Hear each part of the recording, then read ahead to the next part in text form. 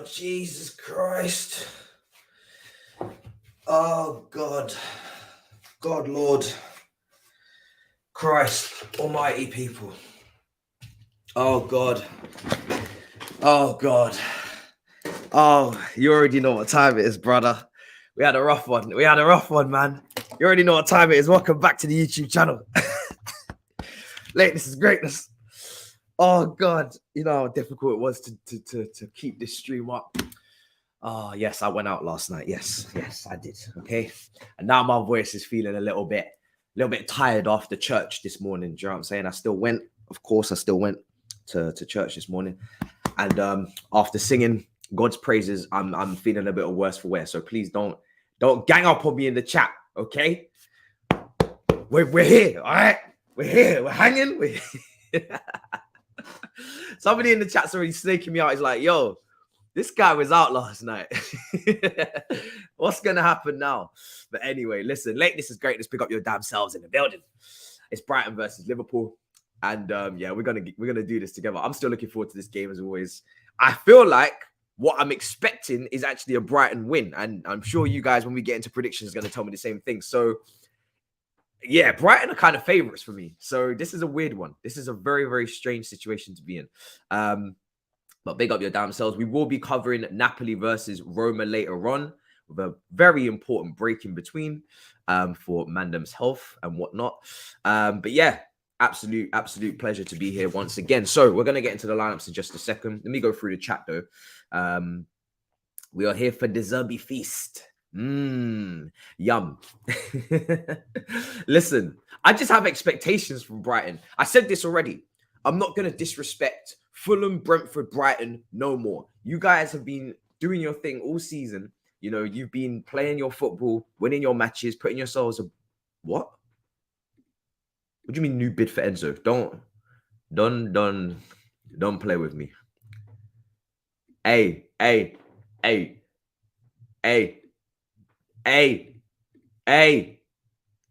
Listen, I will cartwheel onto this laptop right now and break everything. Don't play with me. You know, the business not even accepted. What am I talking about cartwheels? Let me compose, man. I'm composed. What do you mean? What are you talking about?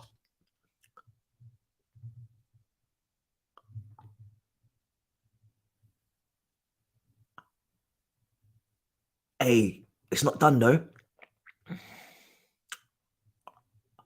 Record Chelsea Enzo timeline. This was a wow.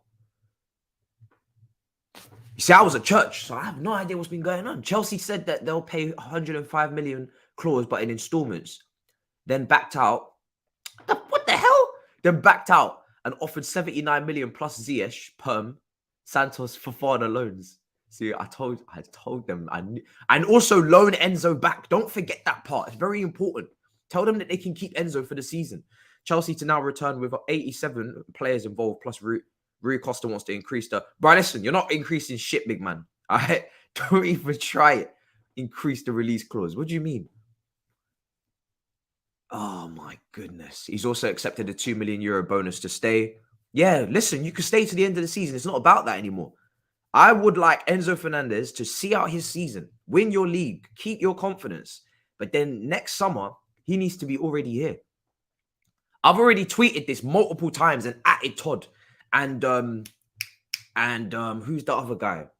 Frankenstein. I can't remember his name. Listen, I've tweeted this multiple times and tagged these guys because I know you're active now. Now that I know you're active, I'm at you in all this. As long as it's only good ideas. Do you know what I mean? I'm not out here atting them for little minor things. This is just a keep Enzo at Benfica. Loan him back there like we did with Gusto. Like we did with Gusto's restaurant, because I'm telling you, the league title race over there is very heated. So that's what it's about. It's about making sure that they can, you know, they've got Champions League, like they've got their own objectives. I'm not trying to disrespect that. I'm just saying, once you're done with all that this season, because you know you're going to sell them in the summer anyway, can we have that already done? You know, can we have that already wrapped up now? So you've got to include loaning him back. If they're not doing that, they're fumbling. They've got to make sure that they include that. It's very, very important. You can't get him now. Just don't even think about getting him now. That's over. We don't need that anyway. It's not that important. I've said it so many times. It's not necessary. £100 million plus players. We've been down this road too many times. Matisse channel turned into competitor. Hey. I'm just a small, humble guy from Forest Hill / Sydenham back in the day who's just running out a nice little watch-along. I ain't got no business talking to mandem like that. But if one day we could have those conversations and pull those numbers, I would not complain. I would not complain at all. I would be very appreciative of such support. But we are still minors.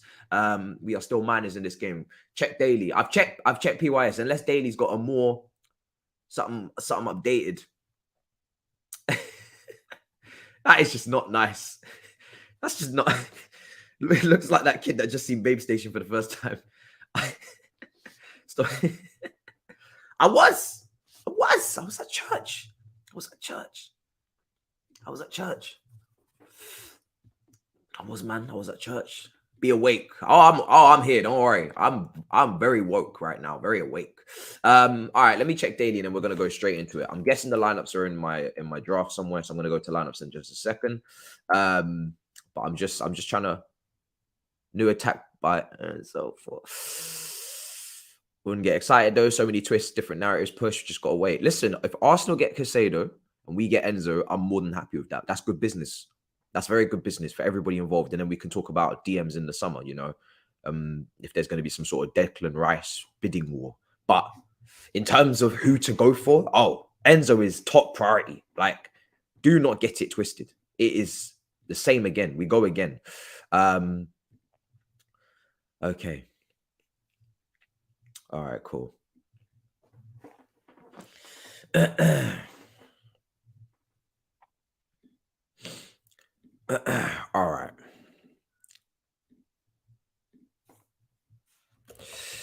All right.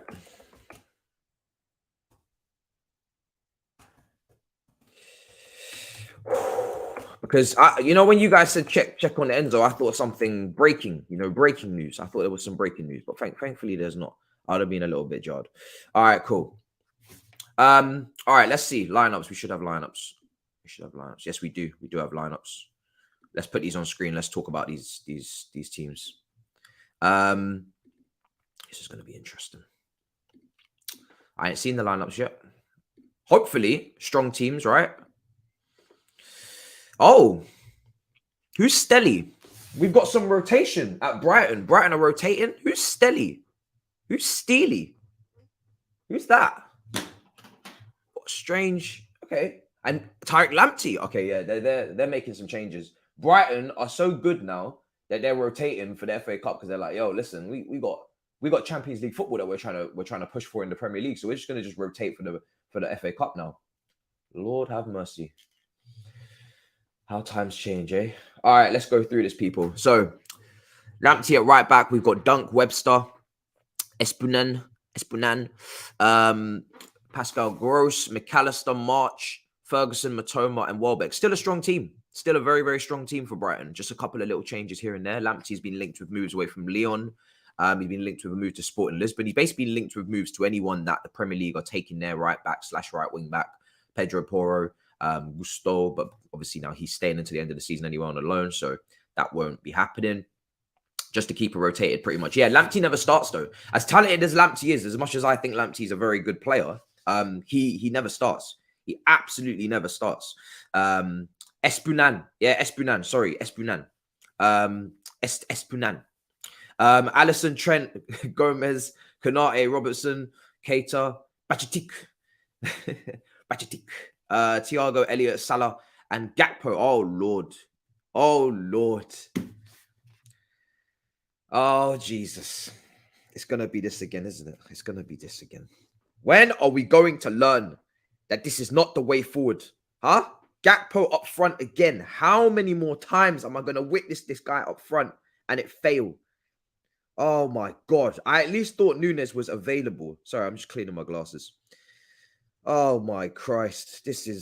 I actually at least thought Nunes was available. Estupinan. Sorry. I at least thought he was going to be available, so we could be saying Gakpo's on the left wing, and in goes Nunes up top. Because at least then it makes sense again. Now, unless he's going to go Salah up top, and I said this last time, unless he's going Salah up front, Elliott off the right, and Gakpo off the left. But against Chelsea, he decided to go Elliott off the left, Salah down the right, and Gakpo down the middle. And I've seen Gakpo down the middle, and it ain't pretty. So, yeah, someone's saying Gakpo's playing left wing, and Salah's playing up front. And Elliott's playing right wing. Sorry, just reading that. So, yeah. But let's see. Because Elliott on the left wing doesn't look right. Salah on the right wing at the moment is not really giving me anything. It's not really contributing. And then Gakpo up front, we don't need to even say anymore. Someone said Elliott false nine, do it. Listen, it's something Pep would do. Elliott false nine is something Pep would do. He'd play on false nine. He'd let him drop. I don't know if he's capable of doing that. I've never seen him even dare play in that position before. So I'm not going to say that he should do it. Because listen, you can't just play anyone at false nine who's got a little bit of midfielder traits and think that's going to always work. You got to have that's something that you got to do on the training ground. Like you can't just throw him up there and expect him to handle it. That's a very particular, specific role that has literally been perfectly created for Firmino. But yeah, I highly doubt Klopp's kind of trained him into that false nine role. So he definitely is not going to be playing there. So yeah, Gakpo left wing isn't all that either. No, I'm not saying that Gakpo left wing is even that exciting. I am not very high on Gakpo. I said it before he signed. I said it to Man United fans when they were kind of like, some of them were questioning, oh, why are we not going for him? Liverpool stole the march. I said, listen, you see Liverpool hijacking that move? That's a good thing for you. Trust me. Like Gakpo's not all that, in my opinion.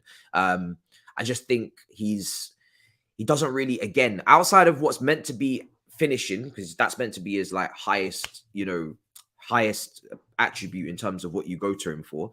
I don't see him he seems to be just kind of decent at everything. I don't really see him great at anything. Like 1v1, I don't look at him and think, oh, he's going to blitz someone.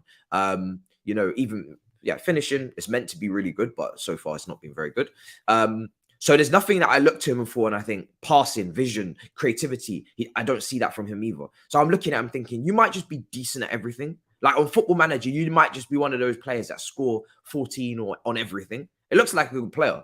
It looks like a very good player. But then when you ask them to actually do something, they're like, oh, I don't do that. Do you know what I mean? So I'm not sure about Cody Gakpo, man. He obviously got great statistics in Eredivisie, but I never, after what happened with Timo Werner, I'm very very cautious with all the statistics. Let's watch you. Let's see what you really are. But yes, Manchester United, people are saying in the chat that Manchester United, Christian Eriksen is injured. Yes, I heard that he came off, limped off. Was it crutches? I don't know. I didn't watch the game against Reading. I decided to pass on that. I already knew you were going to beat them like comprehensively. Same with Tottenham against Preston. I just thought, nah, these are not the games I'm going to invest time into. So you guys won, isn't it? Casemiro with a very nice goal. Rashford, I heard, played very well again. Yeah, I just knew you guys were going to progress. Now, if it's Tottenham versus Man United next round, talk to me. I'll be there no matter what. But yeah, no, 100%. Cody's not been there very long. Give him time. I'm just saying, coming into Liverpool, I already had question marks about him. It's not actually about what he's doing for Liverpool. I just had question marks regardless. Like, I just didn't really know whether or not that was the one. That was the move. Diaz is different. As soon as I saw Diaz for Porto, and then I saw you're getting him, I said, yep, Diaz is going to be an instant hit. Like Diaz, I just knew it. He's got everything. He's got that tenacity. You know, he's close control. He goes past the player. He's got that Coutinho strike in him as well. Like as soon as you went and got Diaz, I was actually fuming. On the TL, I was actually fuming. I was like, why didn't we go for Diaz? Diaz is literally an instant success. Why did you not go for Diaz? Like, Diaz was so cheap? What was he, 30-something million, 37? Why didn't you go for Diaz? But listen, Cody Gakpo, it's going to have to be a slow burner if it's going to work out. Let's see what happens. But yeah, not as convinced on him. Okay. Don't trust positionless players. I don't really know what his... I mean, listen, I know it's left wing, but I look at him and I don't really see left winger traits, you know? So, yeah. Yeah. Oh goodness. All right, cool. Sorry, I'm just trying to keep up with the chat. What happened to Diaz? He's injured. He's injured. Diaz is out injured. Big up everybody inside the building. 700 of you in here. Smash up the likes, of course. Absolute pleasure, as always, to bring you yet another watch along. Let's see. Elliot can play 10 and right wing. Fulham, Blackburn, he has the ability to do it. Yeah, those loans. I don't remember watching him too much on those loans. Actually, no, Blackburn, I did watch him on that loan a little bit, and he was good. I did see him on that one. I don't remember the Fulham one, but I'm guessing that was the first one, and then Blackburn was after. I definitely don't remember the Fulham one. I'm guessing that was when Fulham was in the Championship. So yeah, I don't remember that one. All right, sorry. Let's see. We need to buy loan a midfielder. Now Eriksen is out. How long is Eriksen out for? Let me know. I don't follow many United news people on Twitter. I should probably start to follow all the big 6 news outlets just to be aware. What's wrong with Gilmore? Thought he was up next. Yeah, I mean, listen, it's like Levi Colwill in a way. Now, Levi Colwill for me has got more potential because physically he's actually ready for the Premier League, whereas Gilmore people always question because of his size. But Gilmore's still a very good player, in my opinion. Now, I don't know if he's regressing or developing still. And obviously the management changed. Remember, he came in under Potter and now De Zerbi's there. Potter's the one that brought him in. So if Potter was still at Brighton, maybe Gilmore would actually be getting a little bit more game time. But remember, it's a change of manager. Now, when you look at Brighton, again, they're a very good team. So it's not easy to just break in. You're not just going to just get in on some talent. Like, you actually need to wait for your chance. Colwell had to wait for Webster to get injured. And they've got Pascal Gross, who plays like 100 different positions.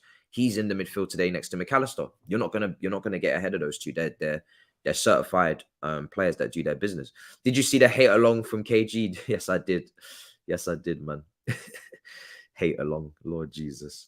I did see it. Let's see.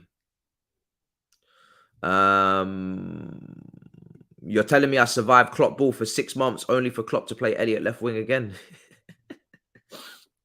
I don't know why he keeps doing it. I mean, if he does it today, I'm not going to say he's done it because I haven't seen it. But if he does it, oh my God. AC Milan are getting smoked. AC Milan are playing now.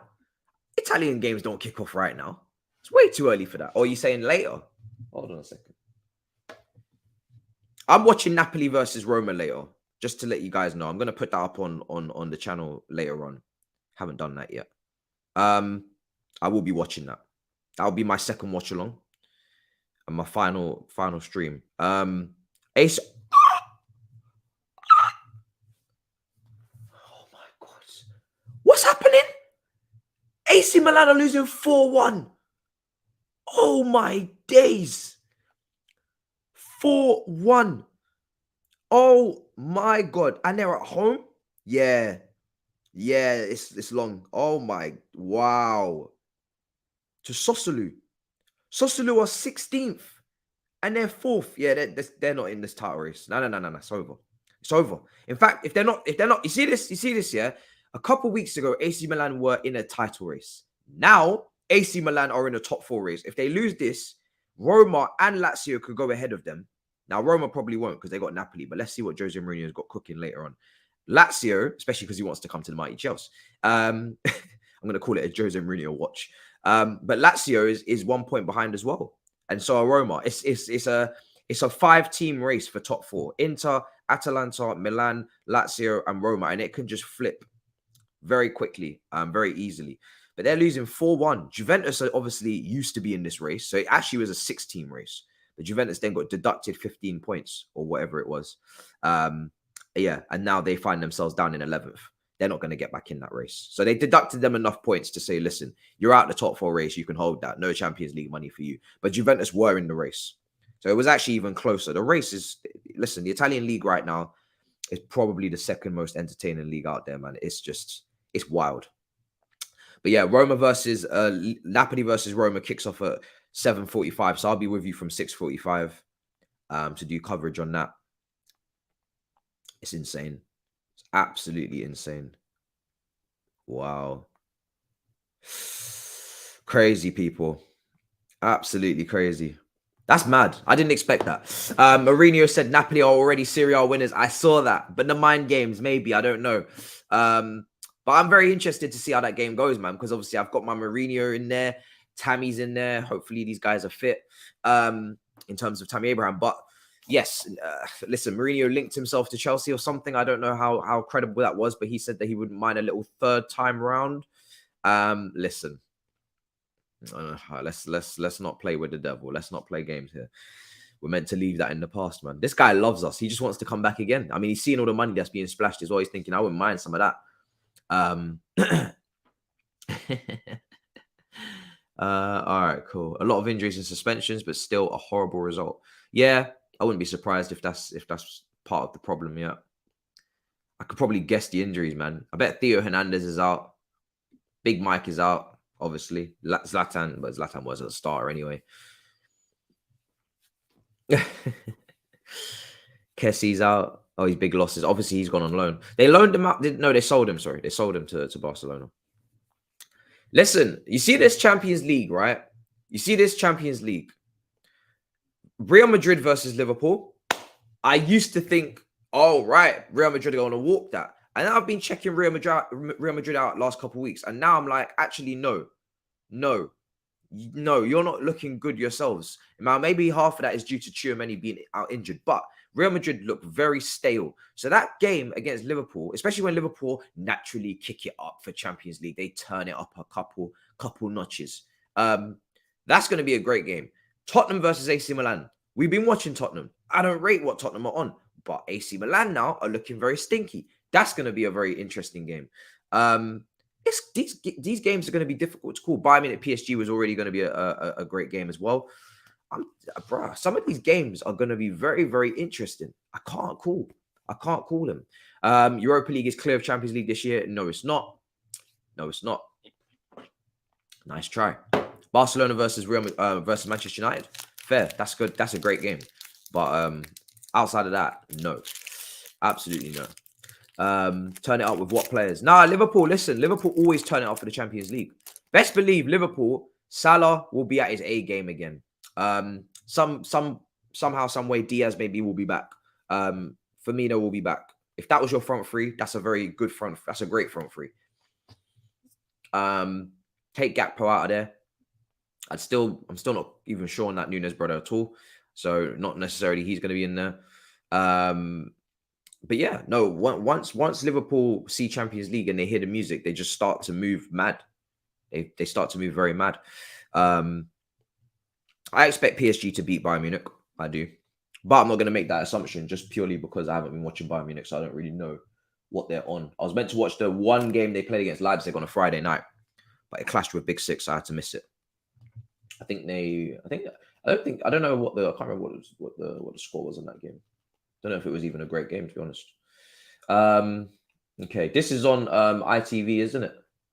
It's the magic of the FA Cup. It's beautiful because I don't have to spend 10 years trying to find the game. That's what the magic of the FA Cup really means. We can actually watch the football. Magic. That's the new meaning for the magic of the FA Cup. All right. Bayern Munich drew 1-1 yesterday. Who were Bayern Munich playing yesterday? Diaz won't make it. Oh, no. So it'll have to be Nunes left wing, Bobby down the middle, and Salah down the right. I still think that's very good. I remember when Firmino played a handful of games this season for Liverpool. As soon as he came into the team, Liverpool looked 10 times better. 10 times better. Because he gives you that work rate, so he gets into the midfield. So you basically then play a midfield 4 off the ball if he wants to press the DM, which he does. And then you got Nunes playing off the left, just making runs, inverted runs. So he's not the epicenter of everything in terms of, funneling the ball through to him centrally and having to have the first touch on point. Not that I'm even saying his first touch has not been on point, but he just doesn't maneuver the ball very well. Like, he's not fluid. He's very scatty. He's very scatty. That's probably the best word for it. He's very scatty in the way that he moves around. So it's just not the best person to have trying to play through. I would never play through Nunes for sure. So Nunes off the left. But to be fair, the only game I've watched of Nunes where he was actually all round just a pleasure to watch was against Southampton at home. Liverpool played Southampton at home. For me, that's his best Liverpool game that I've watched. Forget the goals and it. He looked like a very good footballer that game. But that was obviously an outlier. Check Mudrik's Instagram story. Will do. More than you can believe. Let's see. It's so hard to find Mudrik on Instagram. Like, I do have it. I do have him on there. But he's not easy to find because there's so many fan accounts. It's so jarring. See, look. The one I search immediately comes up fan account. That's the first one that I end up clicking on. Come on. Which one is it now? I can't even. It's not even. Why does he never show up? He never comes up as your first search. It's always somebody else. But this guy's hard to find, man. I have to always, bro. Did he just make his Instagram must be new or something, isn't it? Okay, I found him now. Oh, because his name's not okay. It's MM and then Mudrik. That's why. Okay.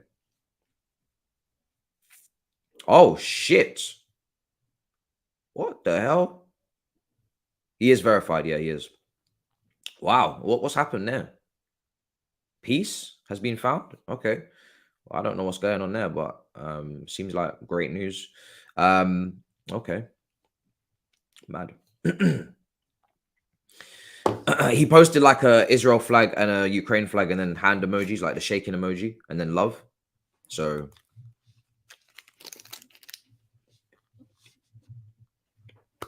I don't know what's going on there. Maybe he was hacked. I don't know. I don't know what's going on. I don't know what's going on. Okay. So let's see. And also, on Brighton's behalf, right? Brighton are just, for me, favourites for this game because they're playing such good football. They're playing such good football. And Brighton, at this point, like I said, Brighton have to be called favourites. And when you look at their team again today, they've made a couple changes, right? Casado is out, but the team is still very strong. Like, I don't see anybody in this team and think to myself, there's a weakness. Ferguson, he's been scoring goals. He's been very good. He's almost become this new striker for them that they've always kind of needed, this clinical finisher. Matoma's in there. He's been playing brilliantly off the left side. Again, that is their Trossard replacement. That's their Trossard replacement. I'm so looking forward to Matoma versus Trent. Last time these two squared up, Matoma cooked him. And I've been one to defend Trent since the World Cup, purely because I've genuinely seen improvement from Trent. I've seen him be much more aware. He's got back into position a lot better. Made some very important challenges. And he seems just a lot more defensively aware of his position. Now, that's a very simple instruction as well. Could be Klopp. Could be Klopp saying, listen, we're not playing as well as we used to. The midfield is not as protective as it used to. I need you to actually play a right-back position now. Not a right wing-back position, a right-back. I need you to genuinely concentrate. Like, no more head in the clouds. You know, I need you to actually focus on your defensive duties. That's probably a conversation that's taken place behind the scenes. And very simple. Why am I wearing a gown? Two reasons. I was out last night, so you already know what time it is. And second of all, it's Sunday. Don't try and pretend that you man don't wear gowns on Sunday. You already know what it is. It's a Sunday. It's a lazy day. I'm not going to lie to you guys. I'm not going to stunt for you guys. I'm not going to come in a three-piece suit. All right? This is the real me. This is real life. I know you guys were all very serious KSI watchers back in the day. That brother barely even got dressed for half of his videos. So I'm doing something right. You know what I'm saying? That guy barely even got dressed half the time. That brother was wearing fucking gold, some sort of gold suit with a saxophone running through London. Do you know what I mean? I know what it is on this website. Let's not try and play games here. Even I remember Lee Gunner. I watched one of his streams the other day. I think it was last night. This brother had a massive gown on. Now, sometimes it's a gown thing. It has to be, especially on a Sunday. Listen, I'm worse for wear. You can hear my voice. I was out last night. Listen, I ain't gonna lie to you lot. I'm not one of these people that are gonna lie. Quickly, go get dressed. Oh, go. No. This is Sunday, guys. Sunday. What do you mean you don't have a gown? Everybody's got a gown. How can you not have a gown? You don't ever just put a gown on and just stroll around the house, throw some slippers on and just no? All right, cool.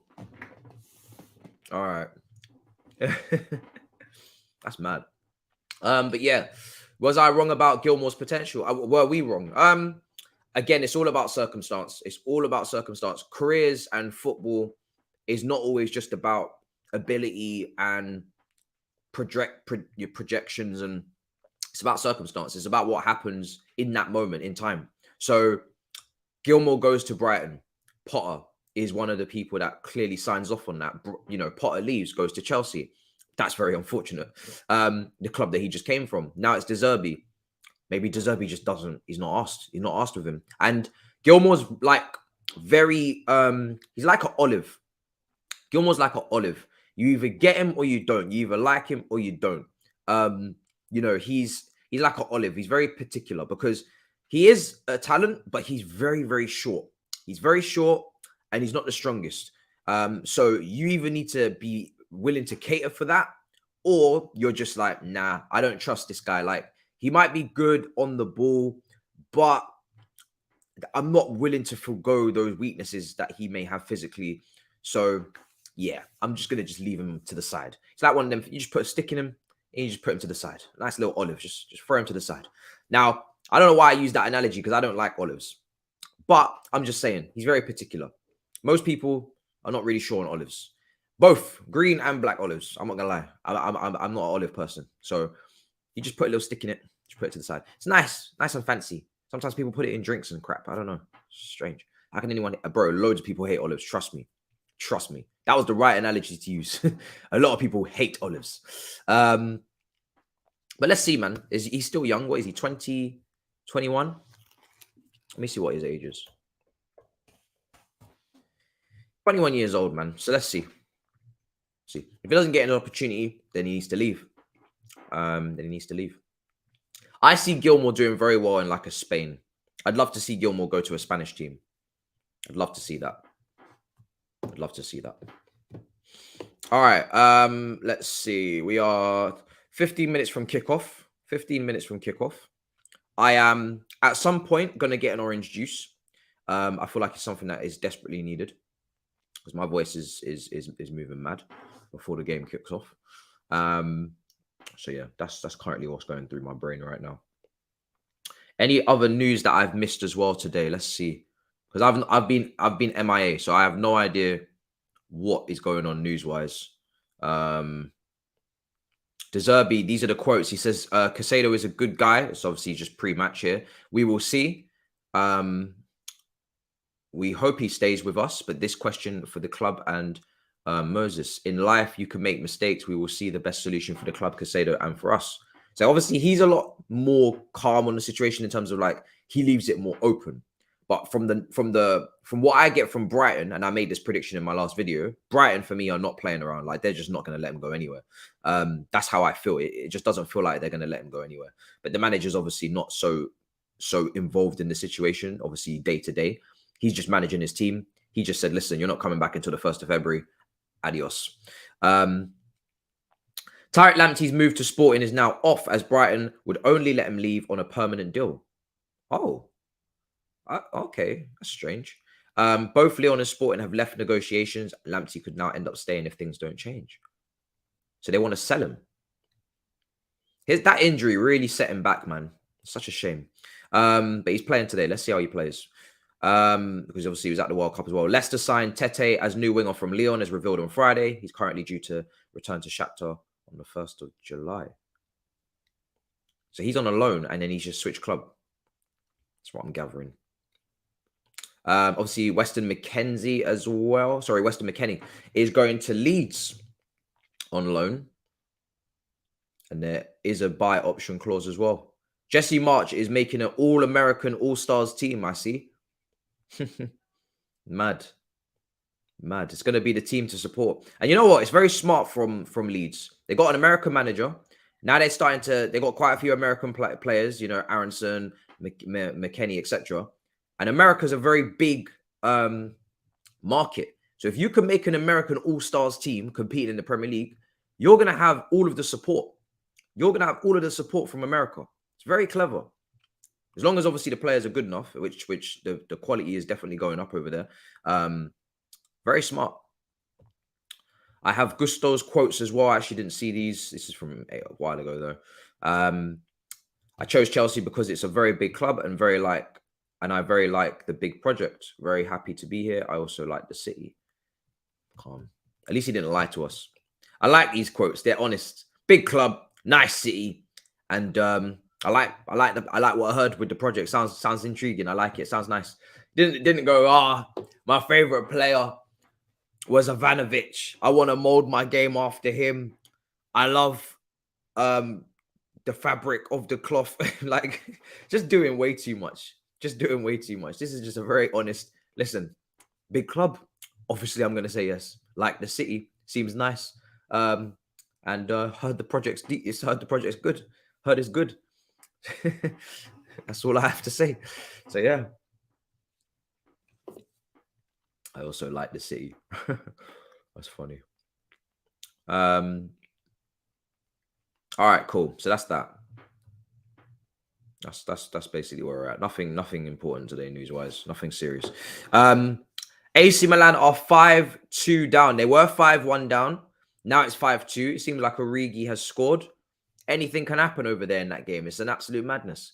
I'm gonna start pivoting to more and more Serie A games. If this is what we're in store for, you're gonna start seeing a lot more Serie A games. I might be watching Serie A just as much as I watch the Prem, because this is mad. Even the other couple of weeks ago, Atalanta won like 8-2 in the game. 8-2. If this is the kind of football and this is what I'm getting served, I'm ready to eat. Like, Milan are getting smoked 5-2 at home. This is good. This is a wonderful meal. I am doing a Roma Napoli watch along. I am. That's already done. That's already set. We're doing that. But obviously, I couldn't override the games with this. So I didn't even know AC Milan were playing this early. I was like, this doesn't even make any sense. I thought all the games was in the evening. Such an entertaining league, man.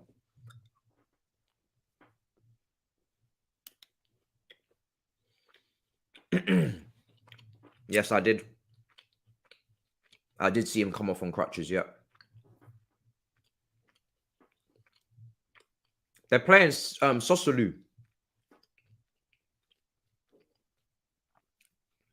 Listen, if I see Serie A games and I see La Liga games, I'm going Serie A. If I see Serie A and Bundesliga, I'm going Serie A. I used to be like, when I started this, I was like, let me mix and match. But after what I just watched in the Madrid derby, I feel slightly disrespected. And I'm not best pleased with what's going on over there. Unless it's Barcelona, maybe, and Real Sociedad, I'm out. Do you know what I mean? I'm not sure about this whole Atletico Madrid hype, Real Madrid hype. I'm not sure about all that because I've been watching a couple of these teams and it's not looking good. So for me, Lookman's doing his business right now. For me, I think I'm going to start pivoting more to the Serie A games because La Liga seems very dead right now. Very dead. Yeah, to be fair, I haven't done a Bundesliga game yet, so I'll probably still do that. And we know the Bundesliga's always got goals. But yeah, the Madrid teams is wow. Today I learned a valuable lesson this last game. Madrid derby. I knew it's because it's the only game on. See, when it's the only game on, I ain't got no choice. Madrid derby, it was the only game on. So I said, you know what? Let me just run it and let's see what happens. But that was bad. That was really, really bad. So Serie A's preference, top preference. I mean, even Lazio versus AC Milan, I missed that. And I scheduled in Southampton Newcastle ahead of it like a dickhead. That will never happen again. Lazio versus AC Milan. Oh my goodness. Another beatdown. What's going on with AC Milan? They're just getting slapped up. These capitulations are very unhealthy. They're just getting dunked on. These capitulations are nuts. So yeah, man, Serie A is definitely like second league we go to.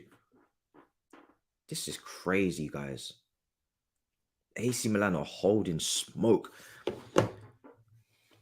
They're holding smoke a lot. They lost 4-0 to Lazio. To Sarri's Lazio. Oh my goodness. Nah, man.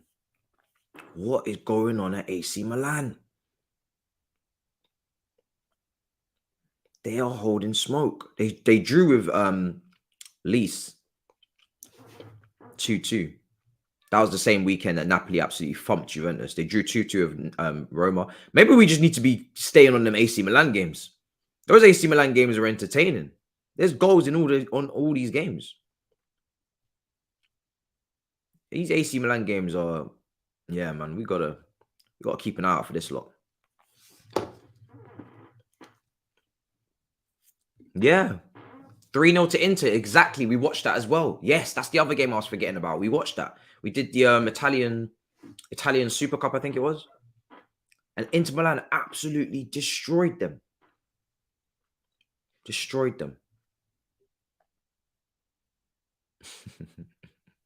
Hey, listen, everybody knew what I was gonna do there. Everybody knew. We all knew. We were just waiting for it. Come on. Of course. Lecce. But it just looks like lease. It just looks like you're leasing.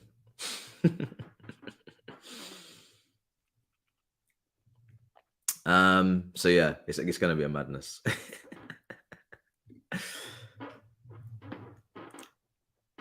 Yeah. Leverkusen versus Dortmund. That should be a good game. But we're gonna cover Napoli Roma. So that's the only other game I'm gonna do. Napoli Roma. 6:45, 7:45 kickoff. I think we're gonna definitely cover that because that's gonna be a good game. I have no doubts about it. Roma, Jose Mourinho. Yeah, that's gonna be a very good game.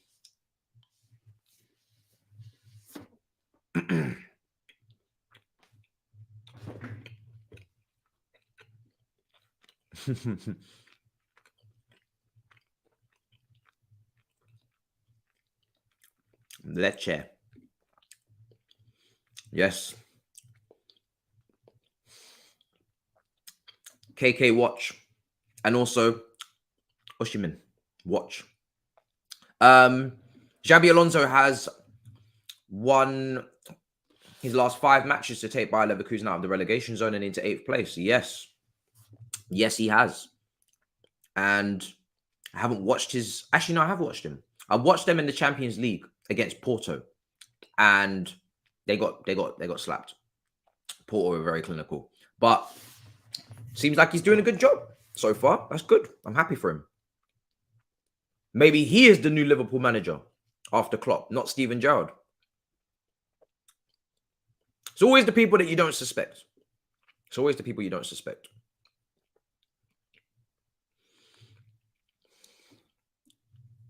Like, if you were to put on paper who's going to be a more successful manager, is it going to be Chelsea's former player Di Matteo, or is it going to be Chelsea's former player Lampard?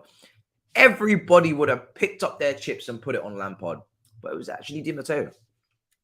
Now, Di Matteo had a much better team, circumstances-wise, and he basically got carried, let's be real. But, you know, the record books will still say the same.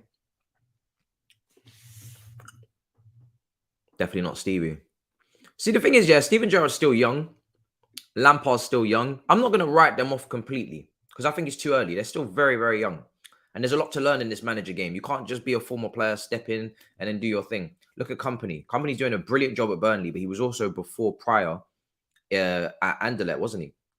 In the Belgium league.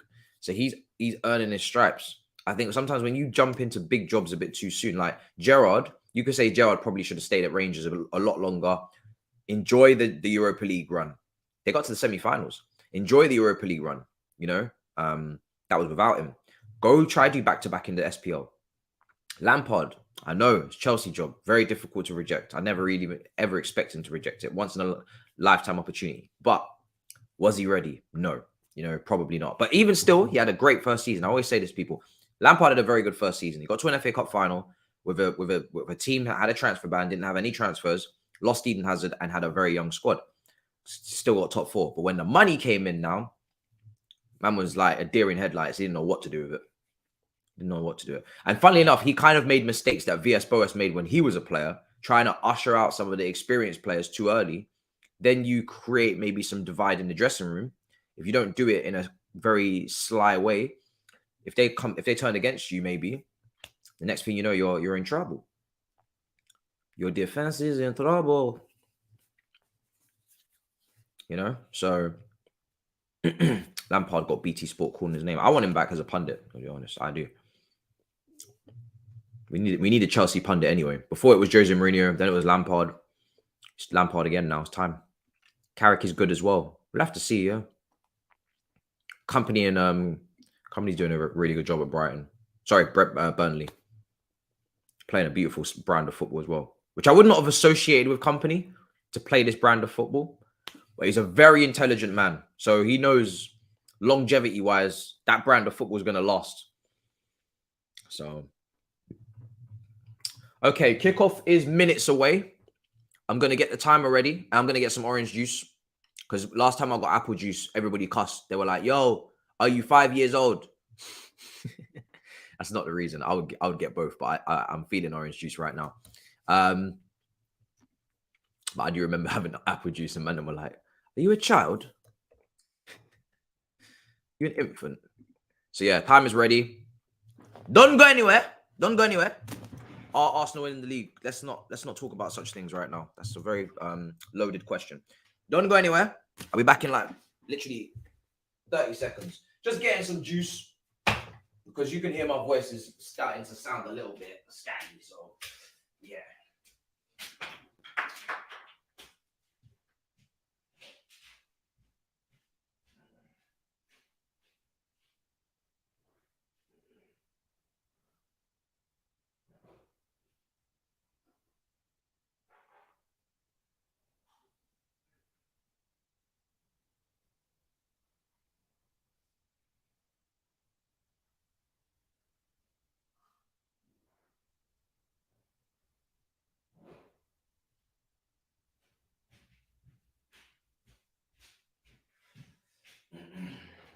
All right.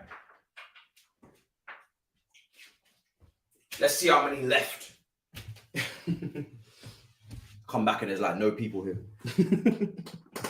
I come back and there's 0 people. Everybody's fucked off.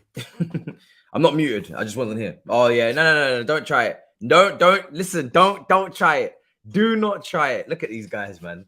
You absolute trolls. Such trolls. Such trolls. Such trolls. Trolls. Trolls. Trolls. Trolls, trolls, trolls, trolls, trolls. Nice try. Nice try, man. Nice try.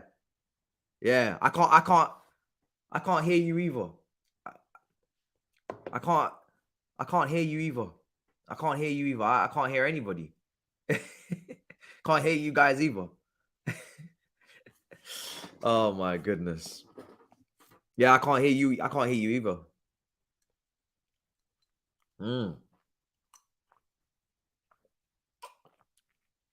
I can't hear you guys either. Oh God. So we've established about 30 people had the attention span of a grape. And they were like, 30 seconds? I'm not waiting 30 seconds. I'm getting the hell out of here. They're not real ones. They're not real ones. All right, cool. This game's going to kick off soon. Let's see. I just seen someone in Twitter going on about developing an academy player instead of buying Enzo. Are some of the English fans this thick? I'm going to guess the player that they're talking about, and I'm going to say it's probably Charlie Webster, maybe. But yes, I do believe that at some point you have to understand that certain players, in my opinion, are just worth they're worth paying for, and you don't always have someone in the academy that can replace that player. And this is one of those times. You know, we don't have an Enzo Fernandez at the moment that I've seen in the academy. So pay and don't speak, you know.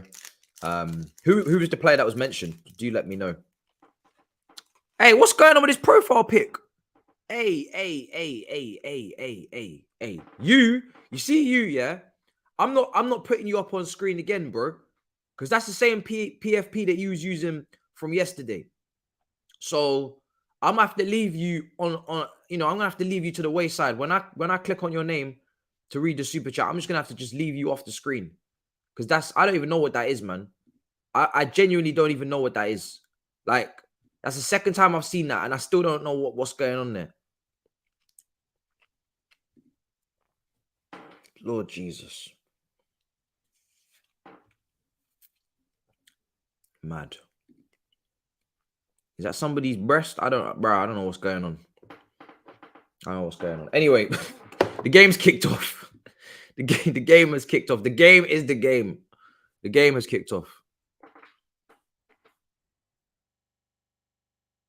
All right, let me get this. Messenger channel's finished. I swear Astrid Wet has a YouTube channel. Like, I'm pretty safe. I'm pretty safe, guys. I'm pretty much in the clear here, I think. I'm not breaking any policy, I can tell you that.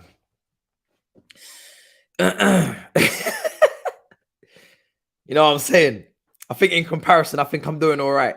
I think I'm pretty clean with the content.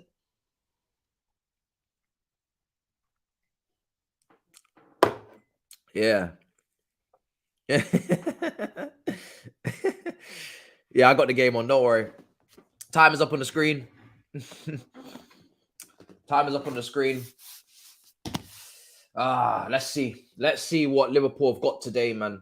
Let's see what Liverpool are on today, because so far Liverpool have been not very impressive. I mean, literally, we just played them at Anfield and we were slightly the better team. I don't want to give us too much credit because we didn't take our chances, and that's why we didn't win the game. So I'm not here to praise us doing 2/3 of the job, but not the final third.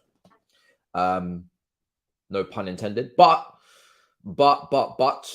they were not good either. They were not good. So let's see. Let's see what kind of Liverpool we see. But again, like I said, I think Brighton are favourites. Predictions wise, I'm gonna go with a Brighton win. I'm gonna go with a 3-1 Brighton win. Go on, Lamptey. Oh, unlucky. Let's get your predictions actually in the chat. Let me run a poll. Should have done that. Let's run a poll. Brighton. Keep bursting down that side of the pitch. Brighton versus Liverpool prediction. You can go with a draw if you want, obviously, for a replay. Brighton win. I'm going to add that option. Draw. Replay. And then also we got Liverpool win. I just want to see the percentages because this is actually going to be quite interesting. So I'll put the poll in. Corner now for Brighton. They got Dunk in there. They got Webster. Solly Marshall's going to take this. He's going to whip it into the box. Definitely get your votes in on the poll. Ball in. Go on. Oh, well done from Alisson. Oh, that's not a great throw. It's been intercepted. And that has been kicked straight back to Alisson. Why? Why did he just give it straight back to him? I don't understand. Great goalkeeping. In a crowd of bodies like that to come and claim that. I don't know how he's managed that. Oh, well done, Keita. This is my favoured Liverpool midfield, by the way, as well. This is the midfield that I actually think they should go with more often. Oh, cleared off the line. Oh, my God. Oh, Salah was so close. Oh, my God. Matoma. Oh, brilliant play from Matoma. Oh, my days. Play the ball. What you... How did you... Oh, my God. Oh, my... Who messed that pass up? Was that Pascal Gross? How did you not play that? Oh, you should have played it earlier. That was a great clearance off the line. This game's got off to a great start. Salah shot off the line. I don't know how that didn't go in. Obviously, goal line technology, I'm pretty sure, is here, right? So we would have known. But that pass, I don't know if it was Pascal Gross or who, but just play the pass quickly. Matoma was making the run. I think someone else, maybe Ferguson, I'm not sure. So much space down that left-hand side to just go and punch that ball through. And he took a touch, and then by the time he didn't even put no power on the pass either, so he just got intercepted. That would have been a brilliant counter-attack. That could have easily led to a goal. Could have easily been 1-1 in this game. So Elliot is playing off the left wing. So I'm already not a fan of that. But the midfield I do like. Thiago, Keita, and Bakitic. I do like that midfield. I think that's Liverpool right now. That's their best midfield. When Keita's actually playing at his best, I actually think Keita's not that bad. Like, the reason why for me Keita's a flop is more because he's not being fit. I think when Keita's actually played some games, I don't watch every Keita game, so maybe I'm waffling, but I've actually seen Keita put in some very good performances for Liverpool. Like, I think this season, earlier on in the season, I could have swore Keita played a couple of games, and I thought, listen, this guy's looking good. He just can't stay fit. Oh, Brighton, what are you doing? So I think Keita, Bakitic, and Thiago, I would just roll with that for now. I think he's got a little bit of everything, that midfield. Leave out the Fabinos, the Hendersons, and leave these guys out of it. Matoma, unlucky. Yeah, he played well last match. Yeah, he was good against Wolves in the cup. I think Keita's a good player, man. You just can't stay fit. And the thing is, yeah, when you can't stay fit, then you can't get any momentum, and then you will have poor performances because you're always coming off an injury and you're not always 100%. You don't trust your body. So I kind of sympathize with Keita a little bit because I can see clear ability. I can't, not clear, but I can see some ability. You know, he's got a little step over to him. He's got something to him, man. It's not like an Ox where I would say, yeah, you just need to sell Ox. Here's Salah out for a corner. This is a good game. Really, really good game, people. Yeah, he's inconsistent. But when you're injury prone, you're gonna be nothing but inconsistent. You have to be inconsistent. You can't be consistent injury prone. And that's the problem. That's what my big problem is with injury prone players, is that you're never going to be consistent because it's impossible. Salah, they're just showing us again. Okay, no, that wasn't the chance I was thinking of. Out for a corner. This has been a great start. It's been a great, great, great start. Trent's going to swing this in. Ball in. Headed away. All cleared. Oh. And Keita scored some bangers as well. He's got a nice little... He's had a couple nice long ranges as well. Oh. Just won't fall to anyone. Oh, Elliot, this is a nice position. Not on your right foot, mate. Elliot's definitely... These left-footed players, they don't train with their right, do they? They do not train with their right foot, man. These left-footed players. Anthony, Elliot. Well, I'm not even going to put Elliot in that bracket because Anthony is ridiculously one-footed. Ziyech is another one. Anthony is so one-footed. That guy does not even know what his right foot is. I think it's because they're such a rare breed in the younger years that they just like being a left footer is such a, it's almost a personality. Do you know what I mean? Oh, I'm left footed. You know, that's a personality trait. I'm left handed. It's like a personality trait. So they just don't even bother with the right side of their body. They're just like, yo, right foot, right hand. I don't even need to bother. You know? So it's actually mad. It's actually mad.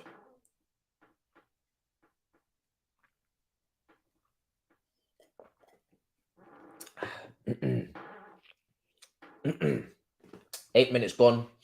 Really, really good game. Strong start, man. Chances for both teams. And these are two forward-thinking teams. So you just know a good game when you see one. Tyrant Lamptey. Oh, it's a free kick. Free kick. Got on the wrong side of Elliot. De Zerbi's pushing his men forward.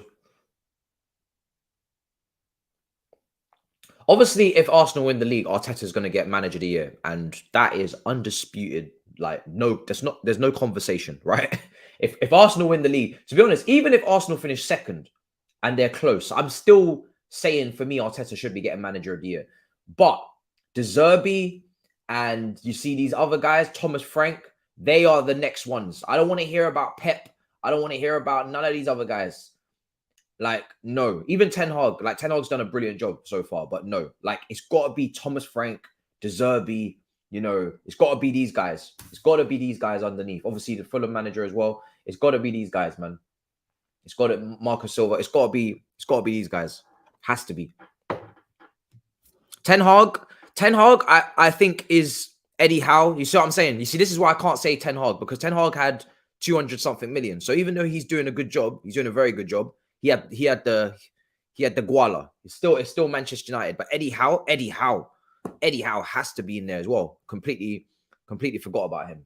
Yeah, Eddie Howe. So all of those managers are the next ones up, and then you can go Ten Hag afterwards. But you have to give Eddie Howe and Thomas Frank and De Zerbi. Obviously, it depends where these guys finish, you know.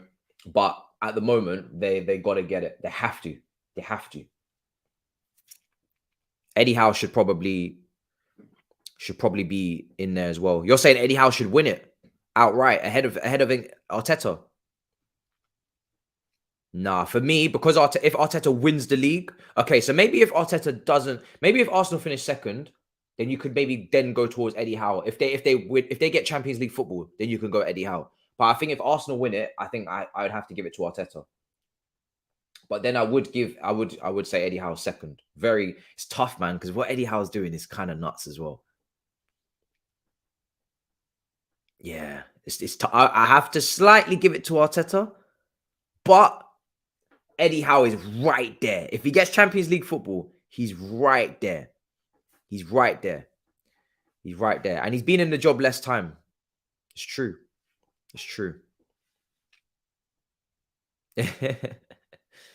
So, yeah. Oh, good ball. Oh, unlucky. That's good defending from Konate. Brighton were almost in. Come on, Brighton, man. Liverpool, let's get them out the FA Cup. I need Liverpool and Liverpool fans to start feeling and thinking the way Chelsea fans do. We're meant to be in this shit together. You're right next to us in the table, but I still feel like the mood around Liverpool is not the same. You haven't just accepted defeat. You know, you're still talking about top four and maybe, or some people are still talking about top four and we can do this and that. And Champions League, I hear it. Both of us in the Champions League, anything can happen, right? Let's even get to the final and play each other. That would be hilarious. 9th and 10th in the Premier League face off in the Champions League final for a place in next season's competition. Oh my God. Now that's the dream. I would actually love that. Chelsea versus Liverpool, Champions League final after finishing 9th and 10th. That is the ideal situation. But that would be so funny. But in the Premier League, I need footballers to be a humbler. And I need FA Cup as well. I need them out of this. Like, they're very fortuitous to be in this position after what happened against Wolves at Anfield. So I need Brighton to just... And I want to see someone win the FA Cup that I'm not expecting. So if Liverpool go out, Arsenal are out, Chelsea are out, Newcastle are out. We've got Man United left. We've got Tottenham. And that's Man City. No, yeah, Man City. So it's only 3 going into the 5th round. So then in the draw, I need 2 of them to play each other. Tottenham to play City, because I don't want Tottenham to win. So then City knock them out. And then, yeah, hopefully City United next round.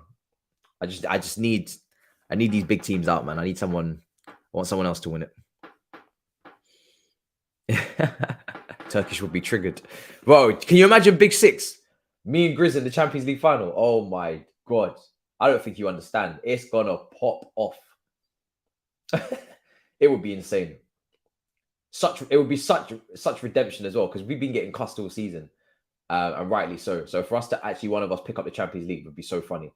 If we were to win the Champions League, this is the only competition that's out there outside of the Premier League. Premier League, when you win it, you deserve it. That's a clear sign of progress and you're on the right trajectory. That you can't fluke a Premier League. But if you give me the Champions League and we finish 10th, I will be the most shameless individual you've ever seen in your life. Again, it doesn't matter. That Champions League just hits different. If we win it again, if we ever won it again and we finish 10th, I would act like as if we're the best team. Like, nah, maybe not do that. But I would be so shameless. I would be so shameless. It's the Champions League. I just don't care. I don't give a damn. I don't give a damn. Champions League, my chest would be out. I would be anybody who didn't win the Premier League is getting smoked. So if Arsenal didn't win it, or whoever didn't win it out of Arsenal, Man City, I'm smoking Hugh, I'm smoking Turkish, I'm smoking Thabz, I'm smoking Grizz, I'm smoking Saeed. If whoever wins the Champions League, as far as I'm concerned, the only person I'm not going to chat to is the Premier League winner. If you didn't win the Premier League, I'm smoking you. I don't care if you were better than us all season. I don't care if you're the better team. I'm smoking you. I am smoking you out. It's nuts. Smoke. Nothing but smoke. That's just how I operate. Because at the end of the day, it's just about what you picked up at the end of the season. It hits different. It hits different. I'm telling you. Brighton, yes. Cleared off the line. Trent. See what I said about Trent? Being defensively aware. He's on the line clearing that. That's Trent again, clearing off the line. If he wasn't there, that would have been 1-0 to Brighton. Played it in behind down the right-hand side. Yeah, man. Solly. Yeah, man. Great play. Oh, my days. Look. Oh, my God. It would have been 1-0. Yeah, it's Trent. It's Trent.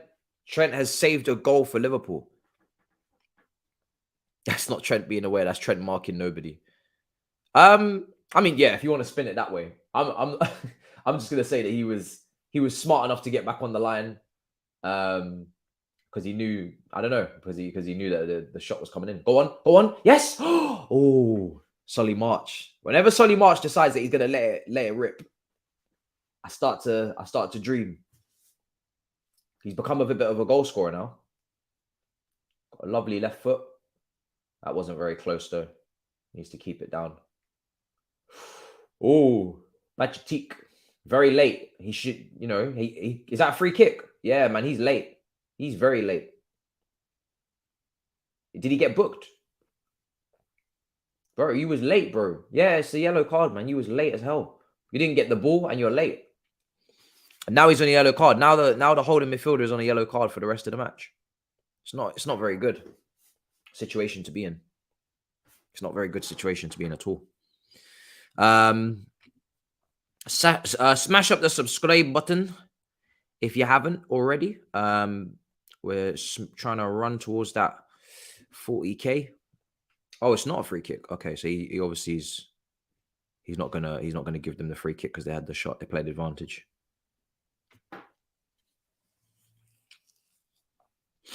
Oh my goodness. It's actually mad. 17 minutes gone.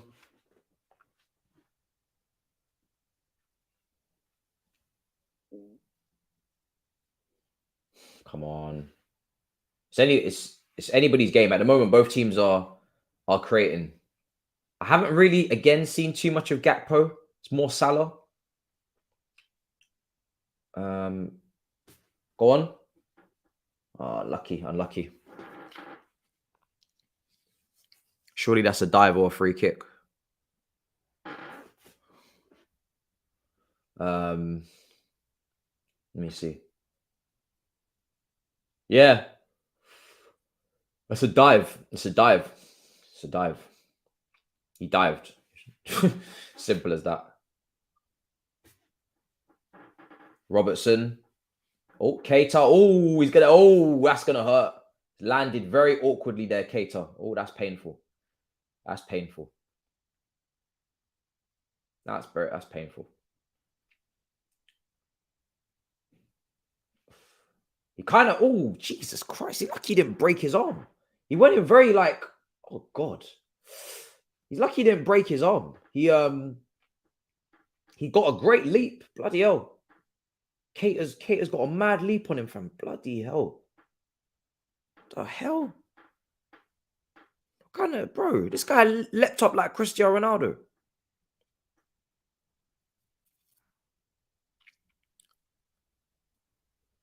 That guy, he leaped high. Bro. What's he doing up there? I didn't know Keita could jump that high. Yo, tell that man to go and get in the box and go and defend them corners, man. That's crazy. He leapt up very, very well. I was not expecting that. Dangerously high, Ronaldo's kind of mastered the art of going up for those type of headers, getting that high up, but then actually being able to come down without injuring himself. That's part of it. You can't be jumping up into the clouds and then next thing you know, now you're landing on your elbow and whatnot. Like you have to have the full package. You have to have the full package if you're going to do something like that. So that's why I rate Ronaldo, because he jumps very, very high. But he jumps in a very controlled manner.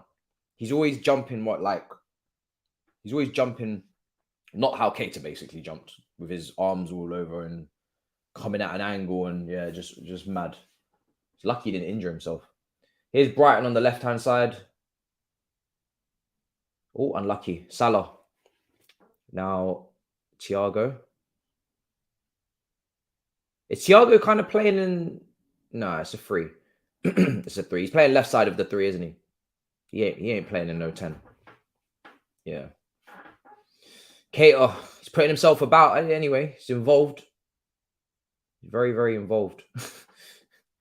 This guy, man.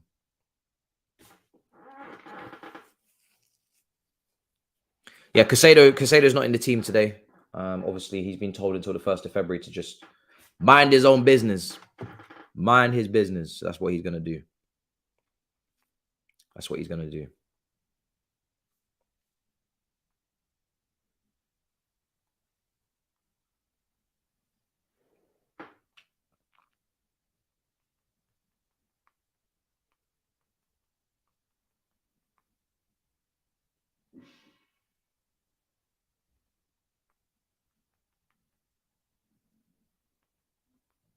Um,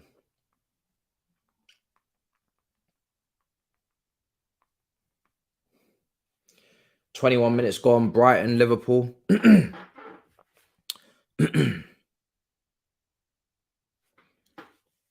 Optimistic about Enzo? Absolutely not. Absolutely not. I'm just trying to manifest it. You know, I'm so desperate for this deal to be done. Like if we were to get this deal done,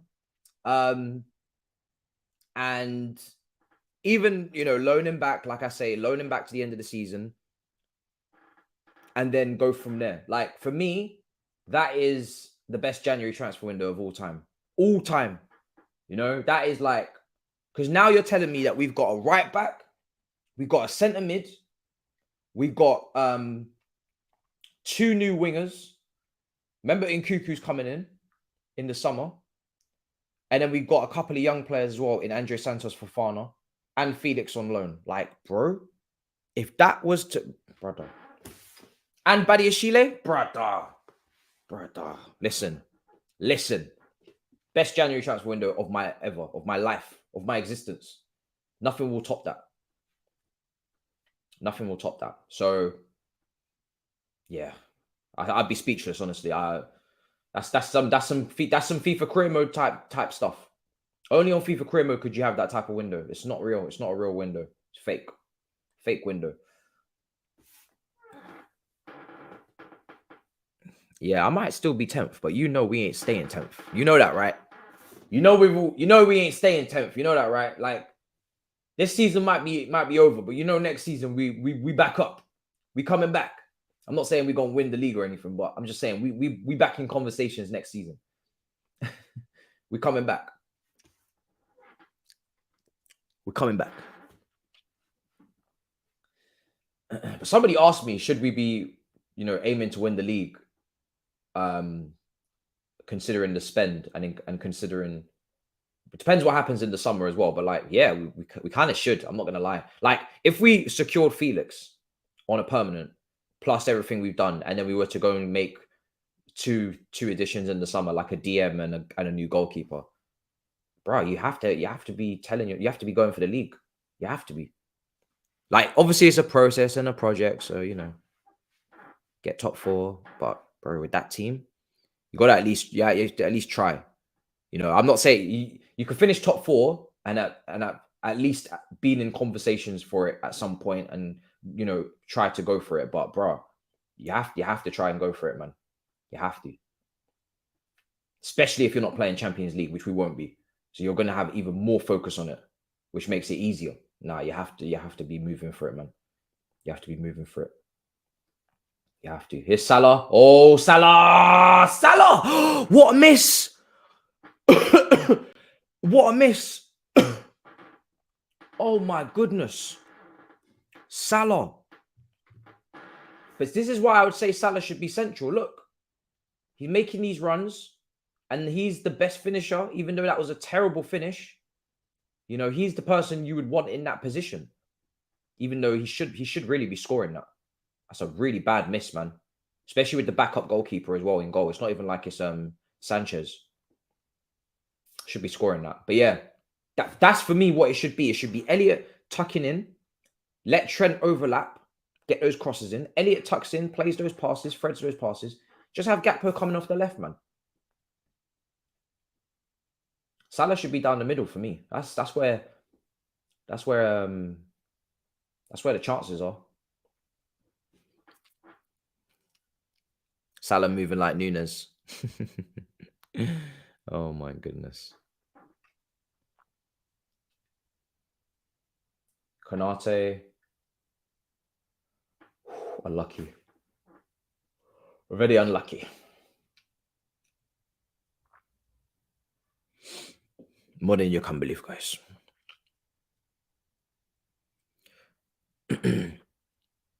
Yes, Lyon are out of the race for Lamptey, and so is Sporting Lisbon. Tis. So they were interested, but now they're not, because Brighton only want to do a sale.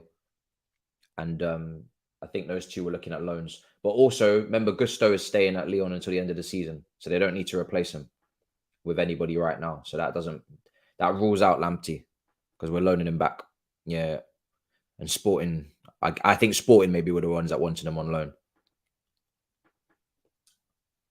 It would have been a good signing. Lamptey at wing back. I can see it.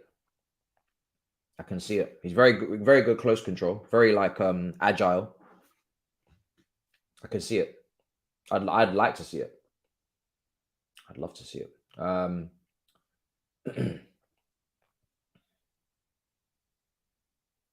Oh, it's a stray pass. Stray pass, man. Win that. I want to see more from. I want to see them get the ball to Matoma a bit more, because I think he's looked good a couple of times. I'd like to see him get the ball more on that left. They've been mainly coming down the right hand side, Brighton. Not as much the left.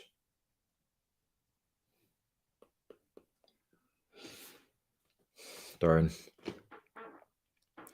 The seagull will soon meet the cannon. Let me see this chat as well. People are saying all this spending will end bad. Most of that opinion is based on hope and emotion. It's true. It's true. Like, I'm not saying there's no risk. There is. When you Liverpool again, nope. When you do give people 7-8 year contracts, there is risk. But when people say that it's going to end badly, they're just saying that because they want it to end badly, not because they actually genuinely think it's going to end badly, if you know what I mean. Do you know what I mean? It's the same with Arsenal winning the title, right? People will say that City are gonna go on a run. Arsenal are gonna capitulate, because that's what they want to happen. It's not necessarily what they think is gonna happen. Like, I don't think genuinely there's anybody out there who at this point is not worried or about Arsenal who don't think Arsenal can win it.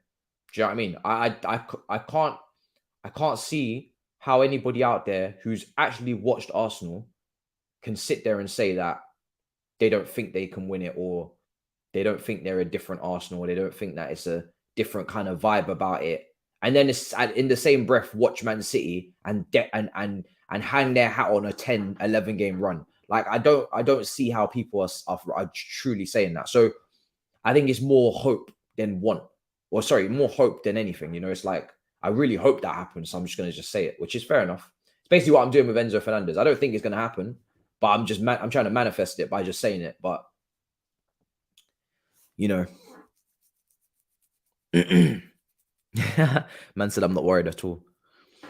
Well, fair play to you. Fair play to you, because I am. I'm very worried. Konate to Trent. Oh. Konate gives it away again.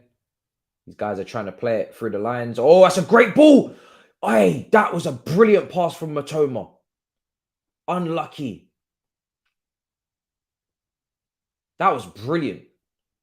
One touch, bang. Yeah, brilliant pass, man. Unlucky. And if he could have maybe just, I don't know, he wasn't really quite getting there anyway, was it? Yeah. See, he took that touch to go away from Gomez when really he actually needed to come inside Gomez. And somebody analyzed this quite well on Mudryk when we played Liverpool.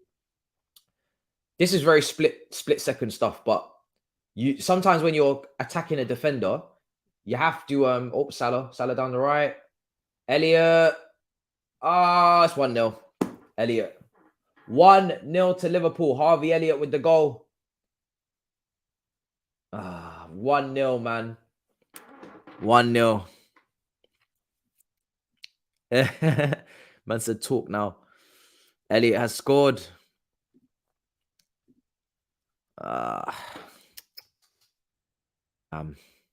Damn.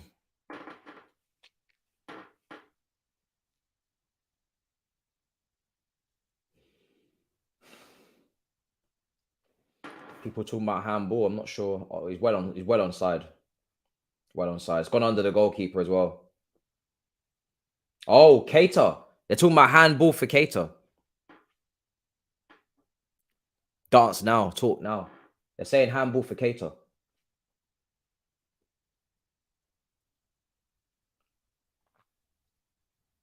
Handball. They're not showing that replay too many times. They're just showing the goal. It's a goal, isn't it? Goal confirmed. He knows his handball. Look at him. Yeah. Oh, listen. Listen. The Brighton players were asking for it. They were asking for it. But yeah. So yeah, man. So anyway, what was I saying before that? Yeah, so sometimes like Mudryk would go up against the defenders and you wouldn't see the pass, say, to the left because it didn't look like it was an open. It didn't look like it was possible, right? It didn't look like the passing lane was really there. But because of the body movement and the way that Gomez was running towards him, it was a space that was opening up. So by the time you play that pass, by the time it gets to Gomez, he's already not there, and his position, his body position means that you can play that pass.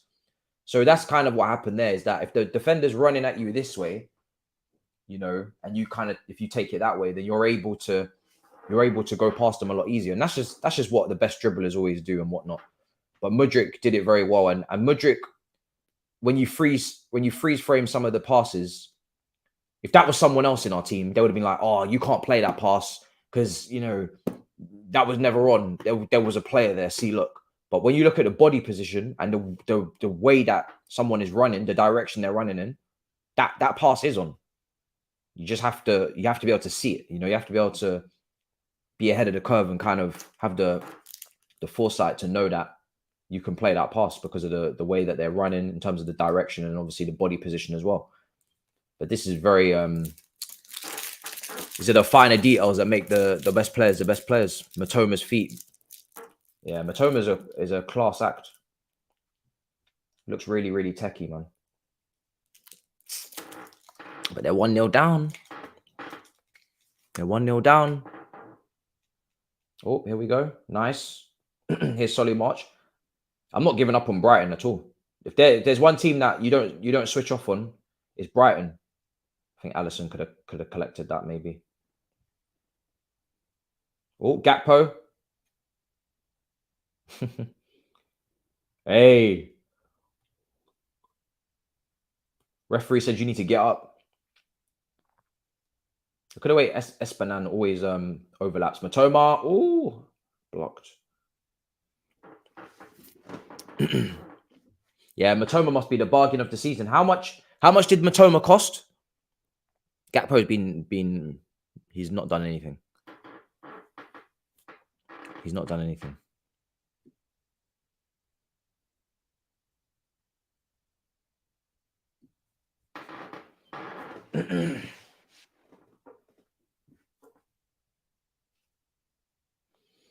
For me, there is a case there to say that's handball, you know. It's kind of hit him kind of like in between his elbow and his side of his stomach. And he's kind of controlled it that way as well. I don't know. They have a case. It's a bit very harsh. 2.5 million. Oh my God. 2.5 million. Do you know how mad that is? That is such a bargain. That's actually crazy. 2.5 million. Nah, man. Nah, man. This club is Bandulu. What? This Bandulu behavior from Brighton. You see this, yeah? And they were paying, last season they were paying Casado 3.5k. And then this season it did actually go up to 15k. But it was going up in, in installments. It was like the wage was going up in installments. And obviously you come from Ecuador. So they were like, right, first 2 years, you're going to make 3.5. And then you're going to go up to 15. What was it? No, I actually remember the installments. I think it was actually 1.5k. And it went up to 3.5k. Then it was 15. I can't remember exactly.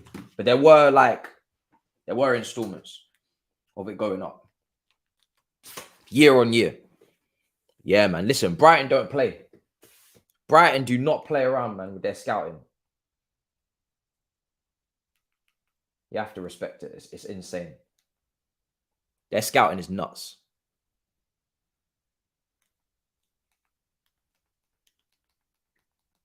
Their scouting is actually nuts. Crazy. Crazy scouts. Like Brighton scouts will just be, for no reason, just chilling, watching the Indonesian league with their binoculars. I'm telling you. Just chilling in the Indonesian league or in the Australian league. In the second division of Australia, you're going to see a Brighton scout just in the stands. You go to Denmark, the fourth tier of the Denmark league in Scandinavia, you're going to just see a Brighton scout just chilling. Go to Venezuela. Go to the Amazon rainforest even if you want to.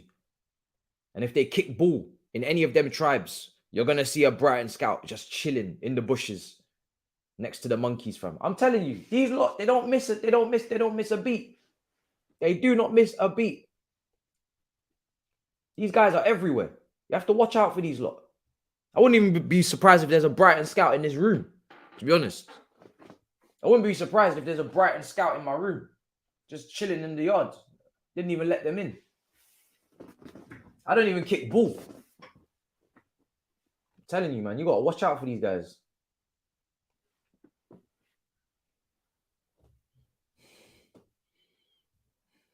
Crazy. They're crazy, man. Because where they're finding these players, you can only find these players that they're finding in Football Manager at 4 a.m.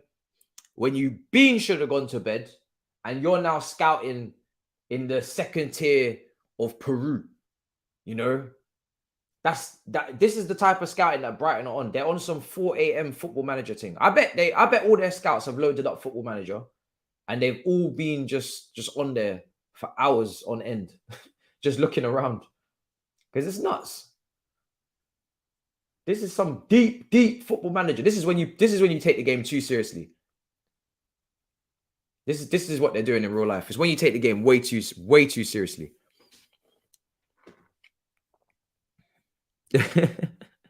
I'm the scout. Let me see. What did Jamie say? No. I'm telling you. It's actually mad.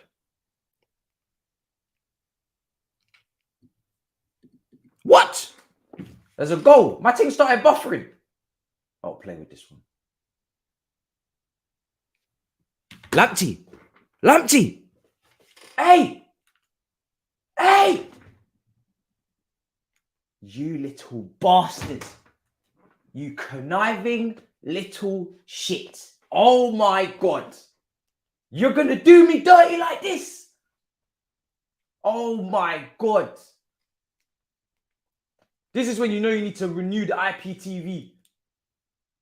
Oh my goodness. These lot are taking the piss out of my life. These lot are taking the piss out of my life. Oh my God. My boy Tariq Lamptey, are you taking the mick? Cobham. Oh, Cobham. Oh, Cobham graduate. Oh, you dare not say his name. I told you this guy's a good player. He's a good player. I don't know where it's all gone so wrong. Actually, I do. It's the injuries. It's the injuries. It was Dunk. Come off Dunk. Ah, it's been ruined. It's come off Dunk. It's not Lamptey. Ah. Well, he was involved. That's all that matters. As long as he's involved, that's all that matters. It's the taking part that counts. It's the taking part, as always. It's always been about the taking part.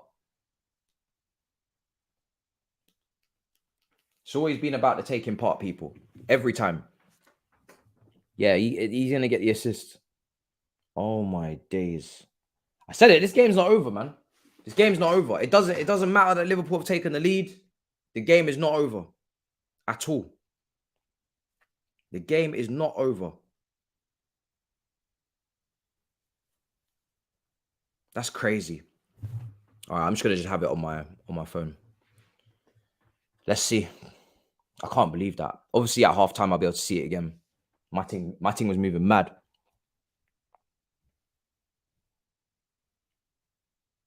Cleared away by Liverpool in the attack again. Caught. Hey, listen, we said 3-1 Brighton. We did. We want a replay with these two. I wouldn't mind.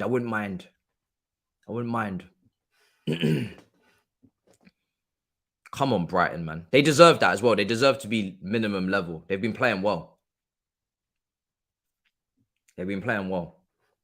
So they deserve to be, bro, I'm watching this defense and Colwell is so clear of Webster.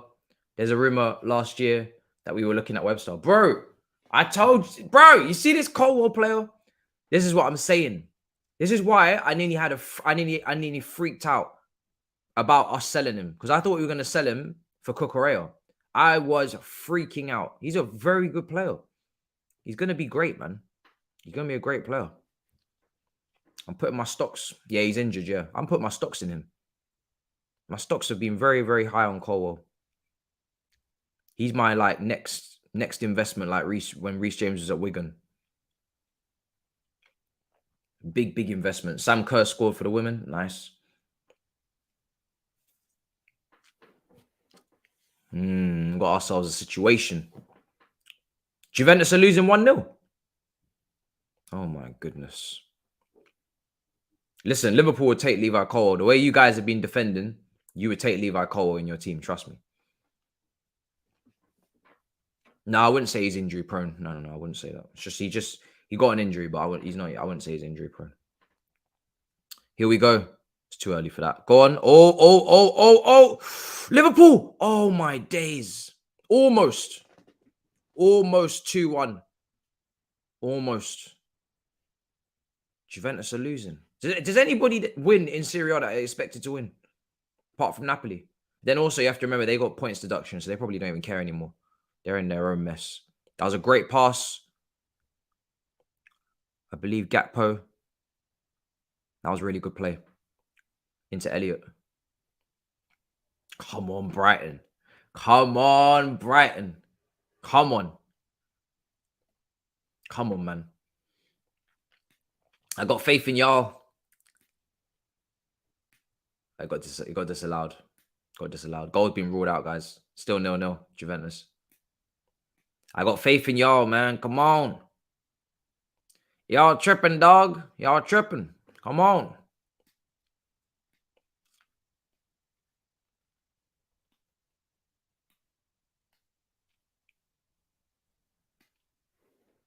Come on. Yeah, Elliott's taken a little head injury, I think. Yeah. Taking a head injury. Serie A has been mad this season.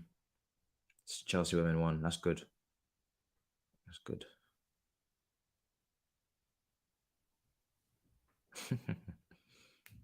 We're not content with 10th, bro. But what do you want us to do? Right?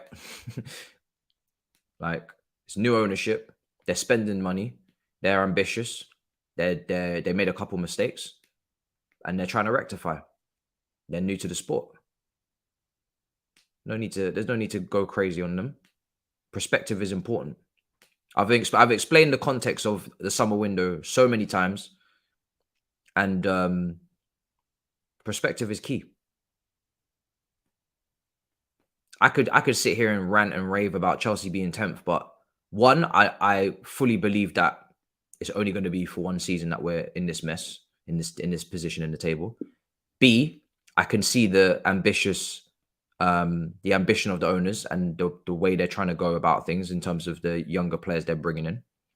And C, in terms of the manager, he'll have to earn his stripes, but I want to see how he does, and I'm going to give him a chance. So there's nothing to really rant and rave about, to be honest. Like, it's obviously jarring to be this bad, but I don't believe it's going to last. So you just kind of it's football. You have to be able to sometimes take that you're going to be, you're going to be crap every now and then, There's a lot of context to the situation. The previous board are why we're where we are, in many ways. They're the ones that have been not hiring a technical director. They're the ones that were going mad in the transfer window, spending 100 million on Lukaku and, Werner and Havertz and all these players, and they're not working out. They're the ones that were extending contracts for Bakayoko for an extra year, and now he's still on our books and we haven't sold him yet.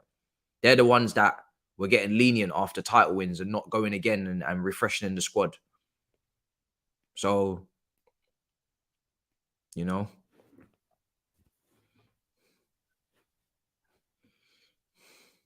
played in. Oh, unlucky.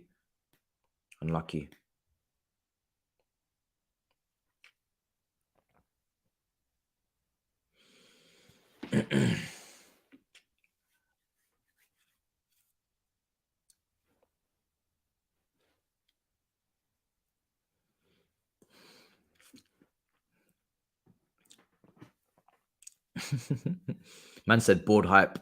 Arteta.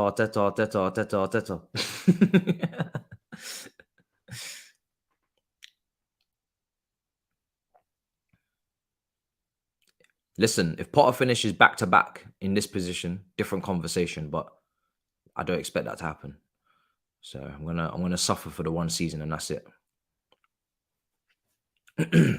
Napoli Roma later. Halftime, 1-1 in this game. 1-1. What tweet is he liking? Halftime. So Brighton 1, Liverpool 1. It's been a very good game. Very good game. Loads of chances for both teams. Very exciting. And some good performances out there. Some very good performances. I must say though, Gakpo, outside of that ball that he played in behind for Harvey Elliott, and then obviously they almost created that second goal. There hasn't been too much from Gakpo again, but I think Elliott's got his goal. He's been involved. Also, Salah involved, missed a brilliant chance. Should have scored. Brighton playing as they always do, exciting and causing problems. So you guys are telling me to look at PYS's tweet. Apparently, Todd Bowie's liked the tweet.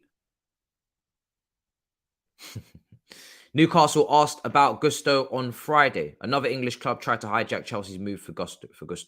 That was Newcastle, apparently. Enzo Fernandez timeline. Chelsea say they'll pay. Yeah, we read this out already. And you guys are telling me Todd Bowie's like that. He is on Twitter. I know. Yeah, that is actually him. I don't know if he was listening on that space the whole time, but he is like actively on Twitter, looking around and seeing what's being said, etc., etc. He knows what he's doing. He's liking certain things. Sometimes he's liking other things by mistake and then unliking them. But some of these likes are done on purpose. So He knows that liking which one is good business, retweet for Trossard, like for Mudryk. He knows that liking that, you know, the fans are going to screenshot it and they're going to be like, oh, this is jokes, da-da-da. So it's just smart, just a little bit of PR. I would do it too. If I was the owner of the club and I knew that, you know, I needed to make sure that I was in the fans' good books, I'd go on Twitter, like a couple tweets, get the people excited, you know. Just a few. Don't like too much, just, you know, because if you like too much, then the novelty wears off. And now some people are starting to ask if you got a job and whatnot. You know what I mean? You jobless owner. But you know, like once a week, drop something. Once every 2 weeks, once every month, drop a little like here and there for something. Bro, what is going on with this Rashford celebration? Everybody's doing it. Djokovic. Bro, I love the way Rashford's trying to claim this, bro, on his story. Nah, man, this Rashford guy is a joker. He's trying to claim this celebration like he's the first one to do it. Are you taking a piss? Rashford, you're a nasty guy, man. You know that you didn't create that celebration, man. Stop playing around. You might have made it fashionable again, but give the original person the credit. Yo, Rashford needs to give the creator his credit, man.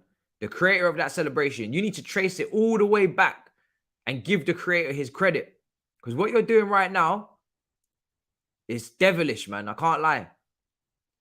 This is a copyright strike. I can't lie. This is copyright. Oh my days. This guy is running around on socials claiming this thing. How could you be so shameless? How could you be so shameless?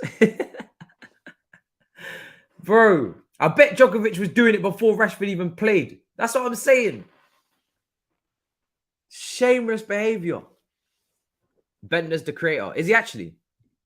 I don't know who created it. So shameless. Copyright infringement. That's what I'm saying.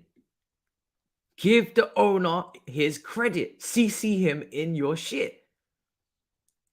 Everybody's saying Bentner, so maybe it was Bentner. You need to give Lord Bentner his credit. Yeah, Kimmich did it as well. Kimmich did it. Kimmich did it, and then Rashford reposted it. And Kimmich ain't even following his ass. Kimmich don't even know who you are. Nah, this is some shameless stuff, man. Yeah, he made it trend, 100%. 100% he's made it trend. Like, or at least he can. I would understand why he thinks he's made it trend. Because I didn't see everybody doing it before he started doing it again. But he's not the originator. He's not the originator, man. So you got to start giving your creds. You need to start giving your credit. That's like taking someone's comp and then just like storing it for like 5 years and then reposting it 5 years later and then taking credit. And then everybody's tagging you when on this comp. Like, bro, you didn't even make the comp. Rashi did it. That's why everybody's talking about it. Doesn't matter who created it. No, it does, mate. See, that's how I know you're not a content creator.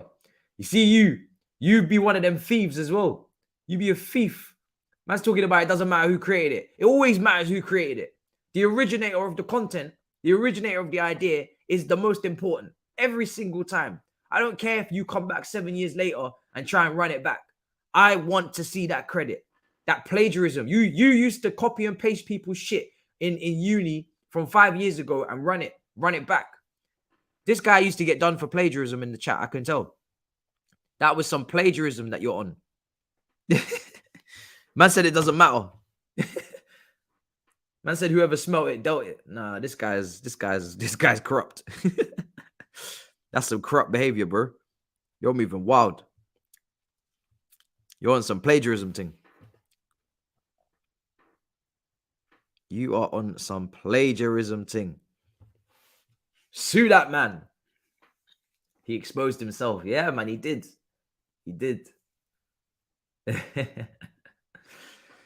Saka took it. My man has 36% original words. Oh, man. Or he's the brother that will write the essay, not meet the word count, but then he'll add extra words on, but do it in white writing, in white font, so it just blends in with the paper, but it blends in with the Excel, not the Excel, blends in with the Microsoft sheet. You know what I'm saying? This brother will change the font color to white, then just start waffling, just typing gobbledygook, and then just send it off. Yeah, I hit the word count. Are you gonna count each word? No, you're not.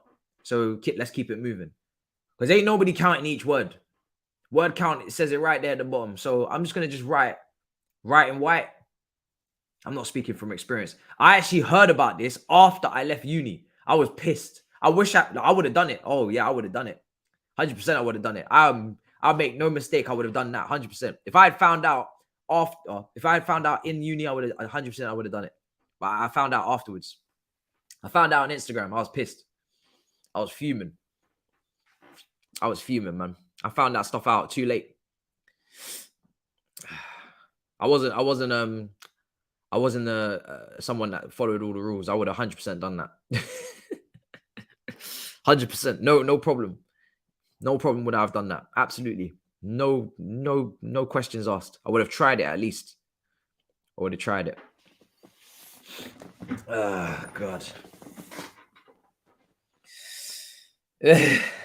I just gave you an idea. You're not going to do that, bro. You're not going to do that. You're not going to do that.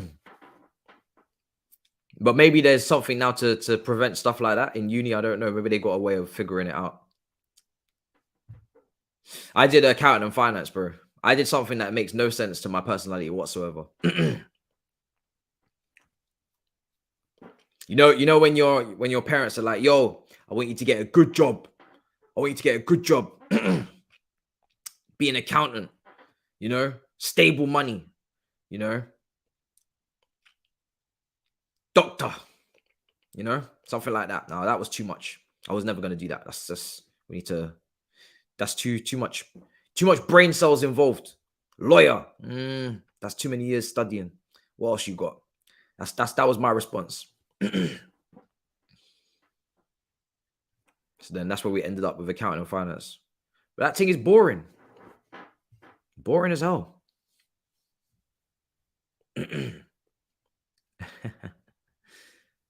Is it true that he's been arrested for ABK, awful ball knowledge? I mean, the Nunes Suarez comparison was wild. I'm not gonna lie, it was wild. It took the Big Six by storm. People couldn't believe it. People couldn't believe it. People could not believe it. They were like, "Wow, this is really happening." Man said I got a U in economics in sixth form. Jesus Christ. You just didn't try. You didn't try. Definitely. You were just not interested. He was on prime form, man. Listen, when I put that panel, when I put him in, people were like, oh, what's the panel going to be, right? Because I was hosting. And also I'm going to be hosting the next couple, it seems. So when I put it together, so Thabz, we've had Thabz on loads of times. Thabz has got his chest out at the moment. Thabz is confident, so it's great. He's killing. He's smoking people right now. But no one, Fuzi's never been on. It was his debut. Everyone was like, "What's going on here? What's going on?" I was like, "Bro, don't worry about it. We cooking. We got something cooking for you. Don't worry." Because at the beginning, when the panel was up, I saw the comments. Everyone was like, "I'm not sure about this. I'm not sure about this." I said, "Okay, you think I don't know how to put a panel together? Okay, so you're disrespecting me now. So you're disrespecting me. You think I don't know what I'm doing? Okay." So you've seen London Club's Carnage. You've seen the evolution of the show, right? You've seen Battle of the North. You've seen this. And you disrespecting me. You think I don't know what I'm doing in this thing. You think I don't know how to put a panel together. Cool. Watch this shit. Watch this shit right now. Watch. And it just popped off. Just popped off. I felt disrespected. So it's fine.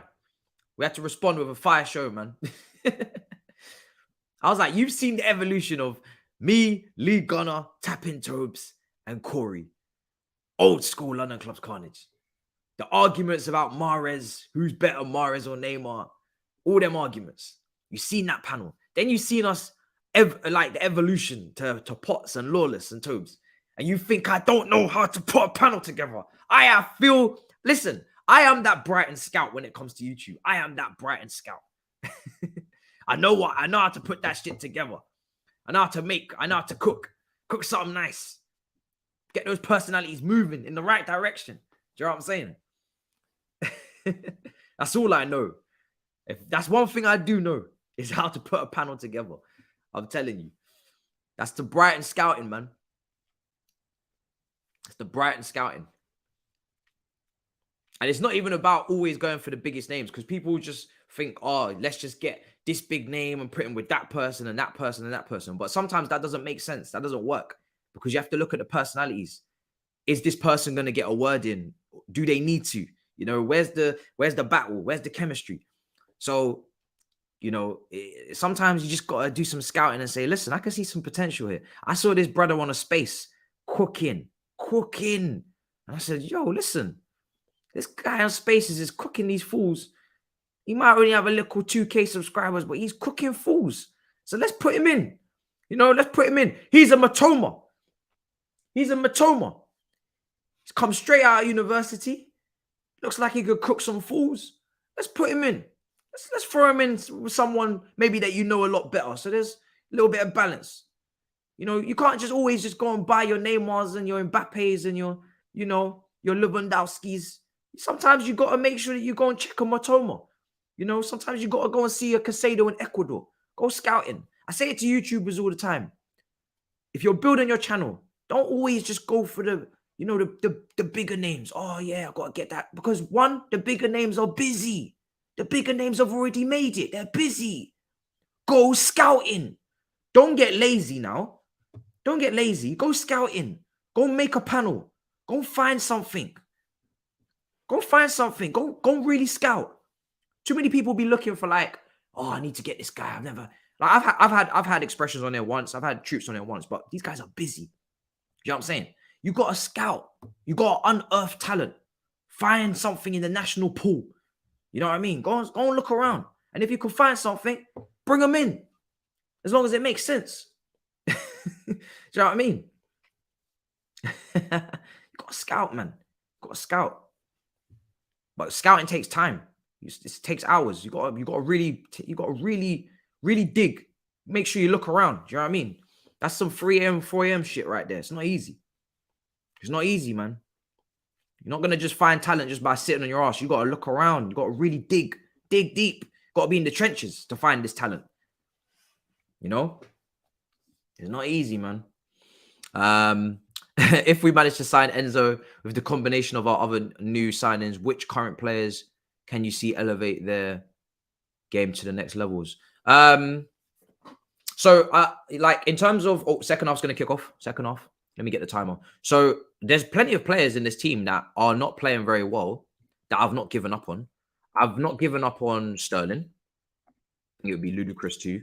You know, I haven't given up on him. I haven't given up on Cucurella, even though he's been pretty poor this season.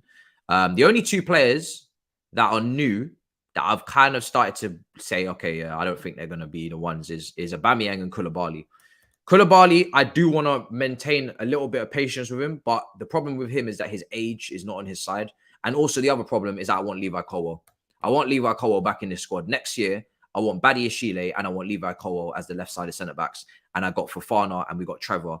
Oh, I think Trevor just gets a lot of stick when really he's underrated and he does a job. Do you know what I mean? He does very well.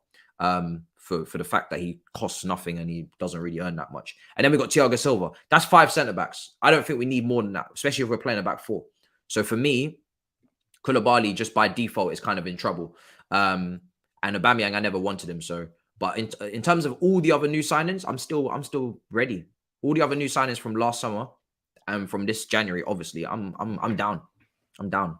And then in terms of players that that are in bad form that I'll still give some time to, Mason Mount, I would expect him to fix up.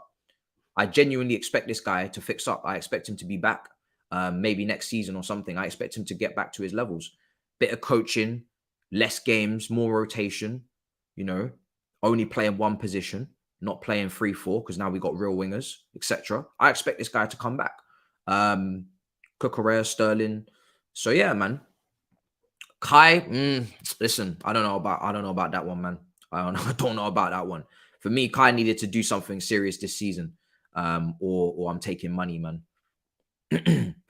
So even Pulisic is a player that I feel like if I want Pulisic to go, it's not because I don't rate Pulisic, or it's not because I don't think Pulisic has something. It's just because I think it's better for Pulisic that he goes and he gets regular minutes. But I'll still always believe that Pulisic has something. I remember when I was having that argument on London Clubs Carnage, and we were having an argument between Pulisic, Hudson-Odoi, and Sancho on and me and Toby was going at it. And obviously Sancho, I wanted at Chelsea, but Sancho is struggling massively right now. Hudson-Odoi is out in Germany, barely even seeing the football. I think they're playing predominantly down the right, but he's not really doing that well. DRB and Frims down the right for Bayer Leverkusen. So I've watched them a couple of times. They just go down the right. They're very right heavy. So either he don't really see the ball, or he has to come very inside to get it, and it's not working out. And he got hooked the other day as well. His statistics are stinky. And Sancho's in the Alps. You know what I'm saying? Sancho's in the mountains. So all three of them are actually struggling, which is nuts. They're all struggling. All struggling, man. And they've all got things in their game that they're missing. Like Sancho hasn't got the pace. He hasn't got the pace, man. Hudson-Odoi can't shoot to save his life. And Pulisic vision. He just head down, always running into traffic. I hate it. That was a good cross from Brighton. Almost found Matoma. Couldn't quite get himself on the end of that. Could have been 2-1 to Brighton. Could have been 2-1 to Brighton. Yeah, Hudson-Odoi's got to probably go. Yeah, I hear that. Havertz, Kai. I'd be fine with Kai going as well. If we was to secure Felix on a permanent and we have Nkunku, I'm fine for Kai to leave. 100%. I always said this season, this is kind of like Kai's season. He needs to step up or step out. Now, if he stays and he wants to do bench, then that's your decision. But I want Felix. I've only seen 60 minutes of Felix and I'm already involved. I'm ready. I'm ready to see Felix play in the 10 like I have him on career mode, man. With that double pivot just behind him. Put Enzo behind him with a DM. Oh my God. Enzo, DM, Felix. Woo! Mudryk, Madueke, and Kuku. Oh my God. It will be filth. That right there is FIFA. If that don't work, I retire from football. If that there don't work, oh my God, I'm done. I don't give a damn anymore. I'm done. You see what I just described? If that don't work, I am out. I'm done. Get a DM next to Enzo, right? Even if it was like a Declan Rice. I think Declan Rice and Enzo Fernandez was actually partner up quite well. Even though I don't like all the controversy around Rice's name online. That's part of the reason why I just want to get someone else for no drama. But if you got him next to Enzo, it would actually be a very balanced pivot. Just get a proper DM. Just get a proper DM and put him next to Enzo in a double pivot. Oh my, it will be mad. It'll be mad. It'll be mad. The scenes will be insane. Oh, Brighton with the free kick. And then have like Cucurella, obviously at left back, because Chilwell's not fit. But like, obviously, Cucurella for me right now is better defending than he is going forward. So just to make sure that we're not getting done, you know what I mean, in terms of numbers, because you've got a lot of people forward now in that 4-2-3-1. Then obviously just make sure Cucurella is kind of like playing a Zinchenko in a way. I'm not sure if he can. I don't think he can do the role as well. That was a lovely free kick. But leave Mudryk to do the 1v1, isolate his fullback and whatnot. And just make sure Cucurella is sweeping up inside that left channel. Make sure that he's focused on the defensive side of it. And then you got Reece James on the other. And Gusto. So it's a madness. And Fofana, haven't given up on Fofana. I think Fofana is a very good player. Yes, this guy, Real Sociedad. I've heard good things. I haven't watched him, unfortunately. I need to watch a game. I've heard he's been playing really well. But yeah, in terms of Fofana, he just needs to get back fit. When he's at his best, when he's been at his best in this country, he's been great. But he's his injuries worry me already. So hopefully I have nothing to worry about.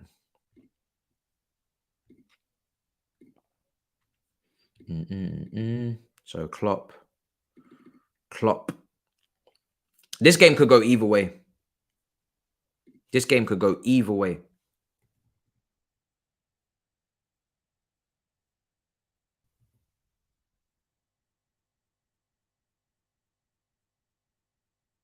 This game could go either way. Like literally, it's anybody's game.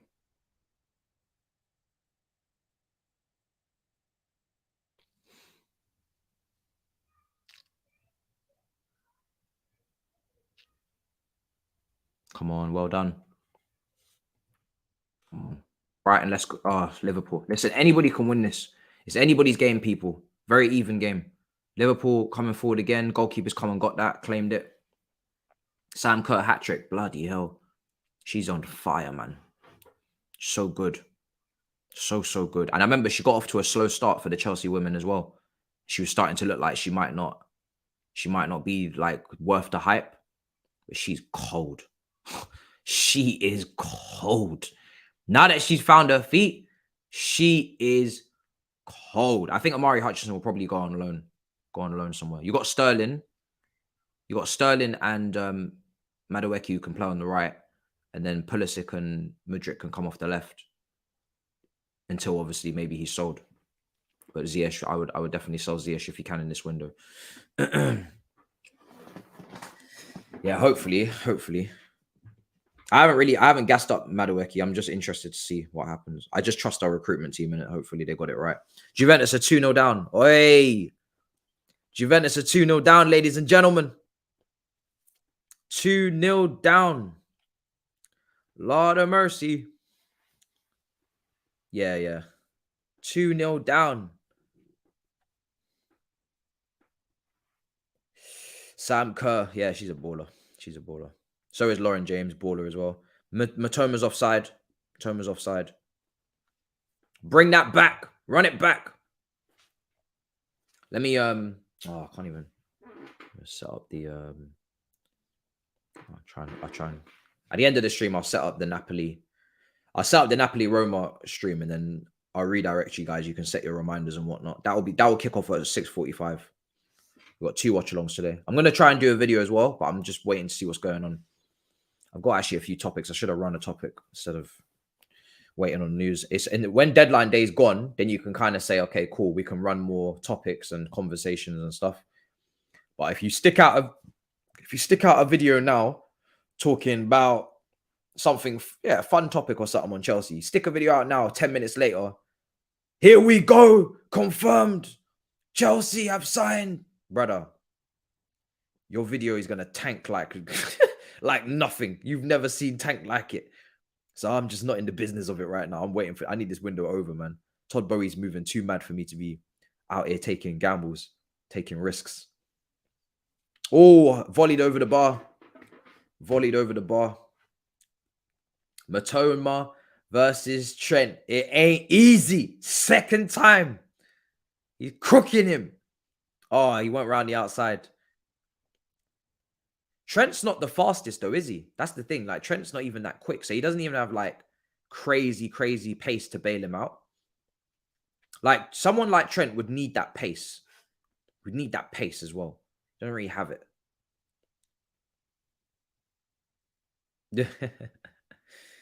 Oh man. But yeah. Now Trent's been good since the World Cup. He's been all right. But Matoma's causing him problems. These 2 games, Matoma's just mad. Bro, the way that they just found this Matoma guy out of nowhere, plucked him out of some university and said, listen, fuck your degree. Forget your education, big man. It's time for you to ball in the Prem. So random. I think they sent him out on loan. Thing is with Brighton is they actually do this strategically. That they don't just find someone and stick them in the team. They've sent their players out on loan to, I don't know if they've got feeder clubs or they must have some sort of affiliation. I don't know.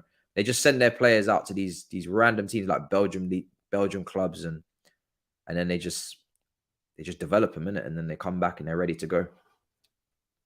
Like they got some other player out right now. I think he's from Ecuador or from Venezuela. One of them two countries there, and they got a player that they're quite excited about at the moment. I don't know if he's in the first team now or can't remember who he is. Ben was telling me about him from Seagulls social. Ball in. Oh, that was a good chance. That was a good chance, man. That was a very good cross from Trent. That was a very, very good cross. Someone should have done better with that. Why? Who went up for it? Should be Gakpo on the end of that. Who got in the way? Was it Salah? Who headed that? Was it Salah? Bro, Gakpo should be all over that. Oh, they're in each other's way, man. Gakpo should have been all over that. Miscommunication, not talking.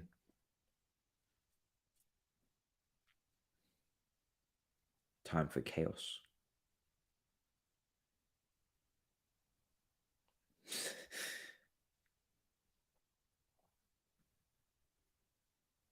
I'm not hearing that Brighton gas Arsenal's front line equals 3.5 million top of the league. Fair. That's fair, man. It's fair game. Martinelli and then Saka and Nketiah on a free. Fair. I've always said, maybe I haven't said it enough. That Martinelli scouting was nuts. You picked him up from like what, some second division team in Brazil? 3.5 million? That scouting was crazy. That was crazy. And that's what I'm saying. It's actually worth you buying 10 of these 3.5 million Matoma and Martinellis, and then 3 of them bust. 7 of them you just make a profit on, and you keep it stepping. 30 mil for 10 of these brothers, and just see what happens. I'm telling you. Just 3.5 million. Just say 10 of them for 30 mil, 30.5 mil. Just buy 10 of these brothers, and let's just see what happens. It's worth it. Oh, he's been hooked for Milner. No, they're not including Jesus because Jesus is not starting at the moment. He's injured. They know what they're doing. It's smart. But I'm going to let it run. Because he's actually injured. So, and Nketiah is playing really well. Like I've said it already. I think when Jesus comes back, he's got to hold the bench for a little bit. He's going to have to work his way in because Nketiah is playing so well. There's no way you can just bench. Was it 4? Yeah, 6 million. Sorry. Yeah, you lied to me on that though. It wasn't a 3.5 million. It was 6 million or 7 million. I think it was 6 for Martinelli from the 4th division of Brazil. That's mad. So yeah, Milner's coming on for Trent. Elliott's coming off for Nunes. I'm guessing. Yeah, he is. But yeah, man. 6 million, 4th division of Brazil. That's crazy. That's nuts. Oh, 6 million euros. Okay, so yeah, so something else in pounds. Fair. So yeah, man, that's just mad. That's just mad. But yeah, I don't know what you guys think, but I don't think Nketiah, you can't drop him. He's playing too well, man. He's playing too well, and he's involved. It's not like he's just, you see the fingers with Nketiah, it's not like he's just getting goals and like he's not involved in the general play. So you could say he's making the overall team weaker, but he gets goals. Like it's not like he's playing like Hairline, where he's not really contributing to the general play, but he's just bagging. He's involved and he's pressing from the front and everything. So he's just playing very well. Brighton, 65% was the poll, 20% for Liverpool, and then the draw replay was 15%. That's solid. That's very solid. I don't know how they scouted him from the 4th division of Brazil. That just doesn't make any sense. That doesn't make any sense. Oh, I didn't even know there was even a 4th division in Brazil. Oh, what a chance, Salah. Oh, my days. And Gakpo's had a stab at it as well. So close. What a ball. Who played that? Is that Milner? Oh, my God. Here they go again. Oh, Salah's not happy. Mo Salah.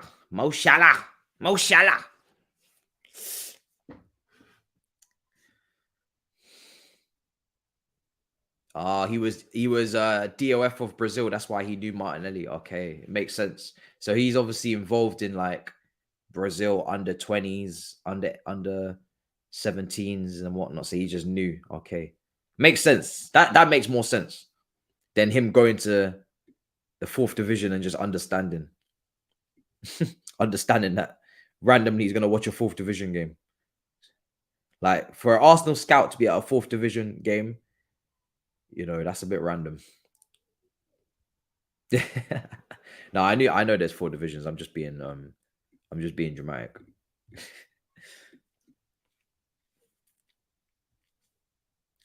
That's the second home of football.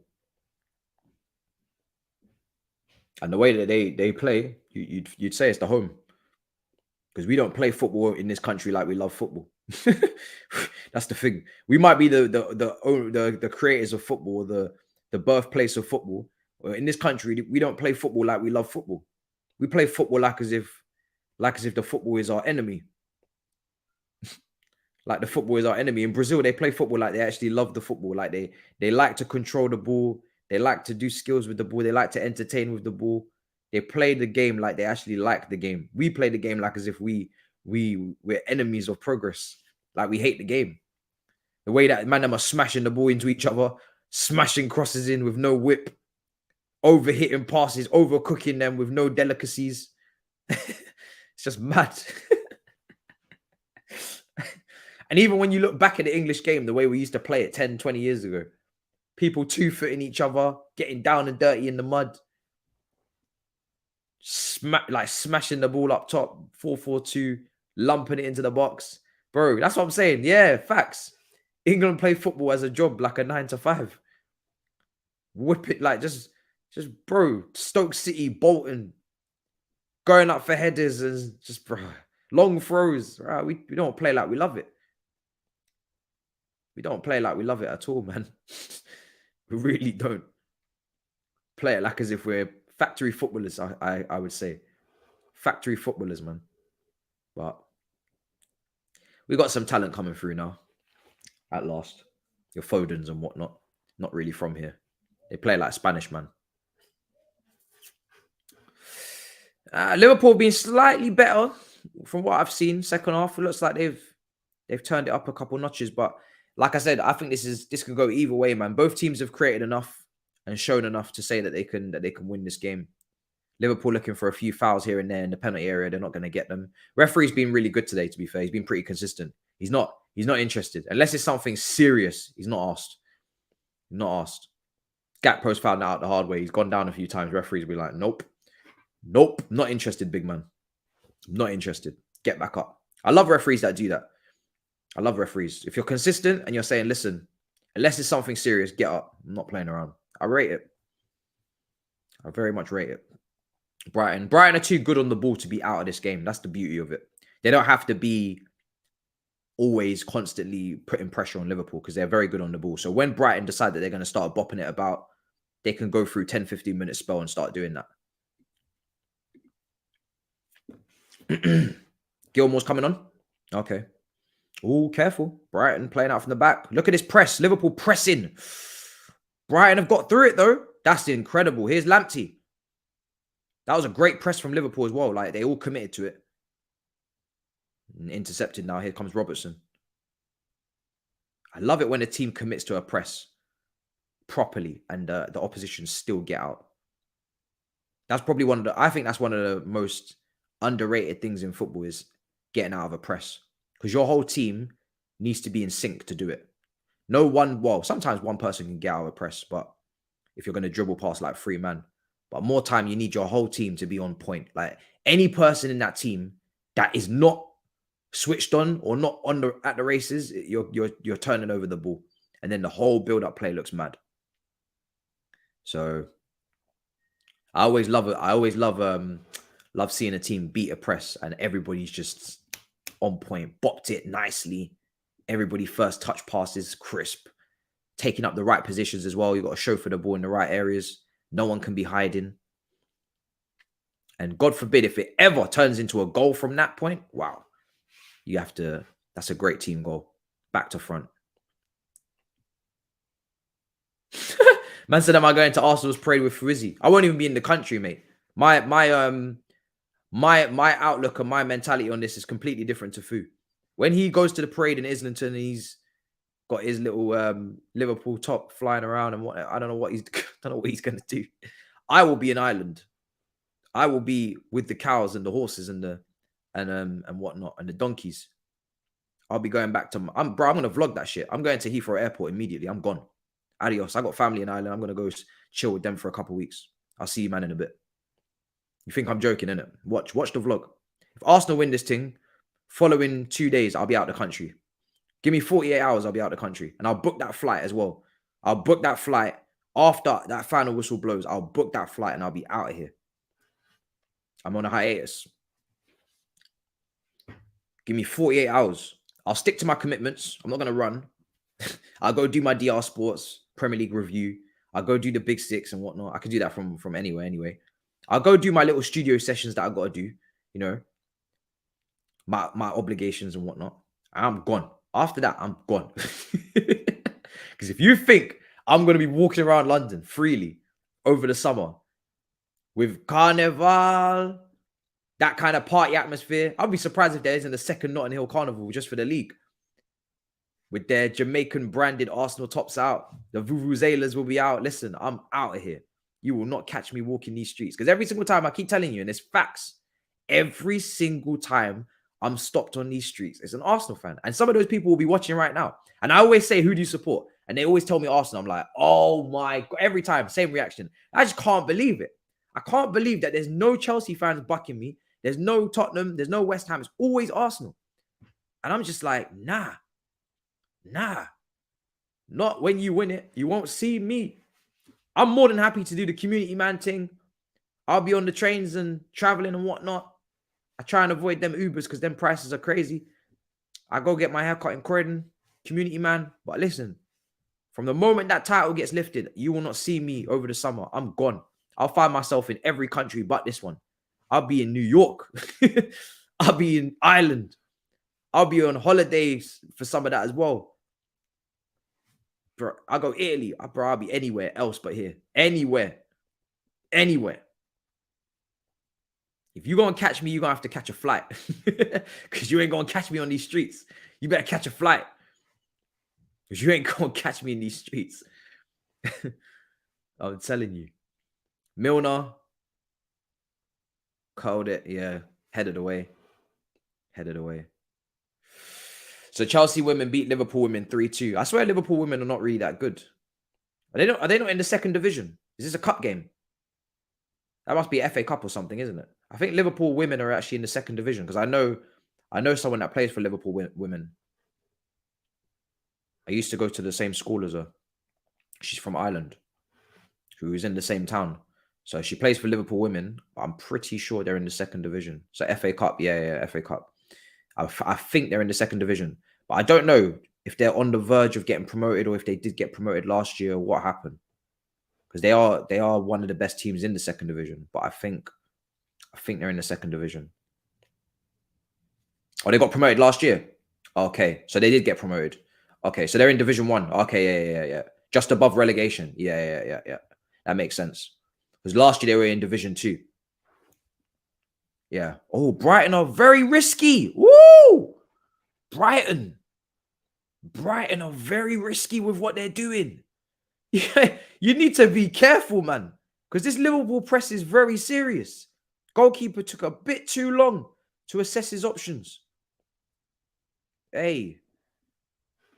They're very serious with this press, man. Nunes. So, yeah, they got promoted. Okay, cool. So, they're in the WSL. Yeah, they're in the Super League. Okay, cool.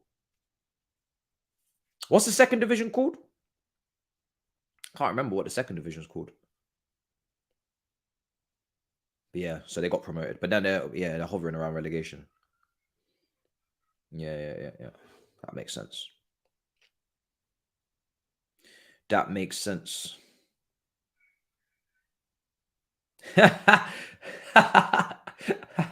Yo, somebody just said in the chat, yeah, they were like, oh my God, I'm surprised nobody's ever said this before.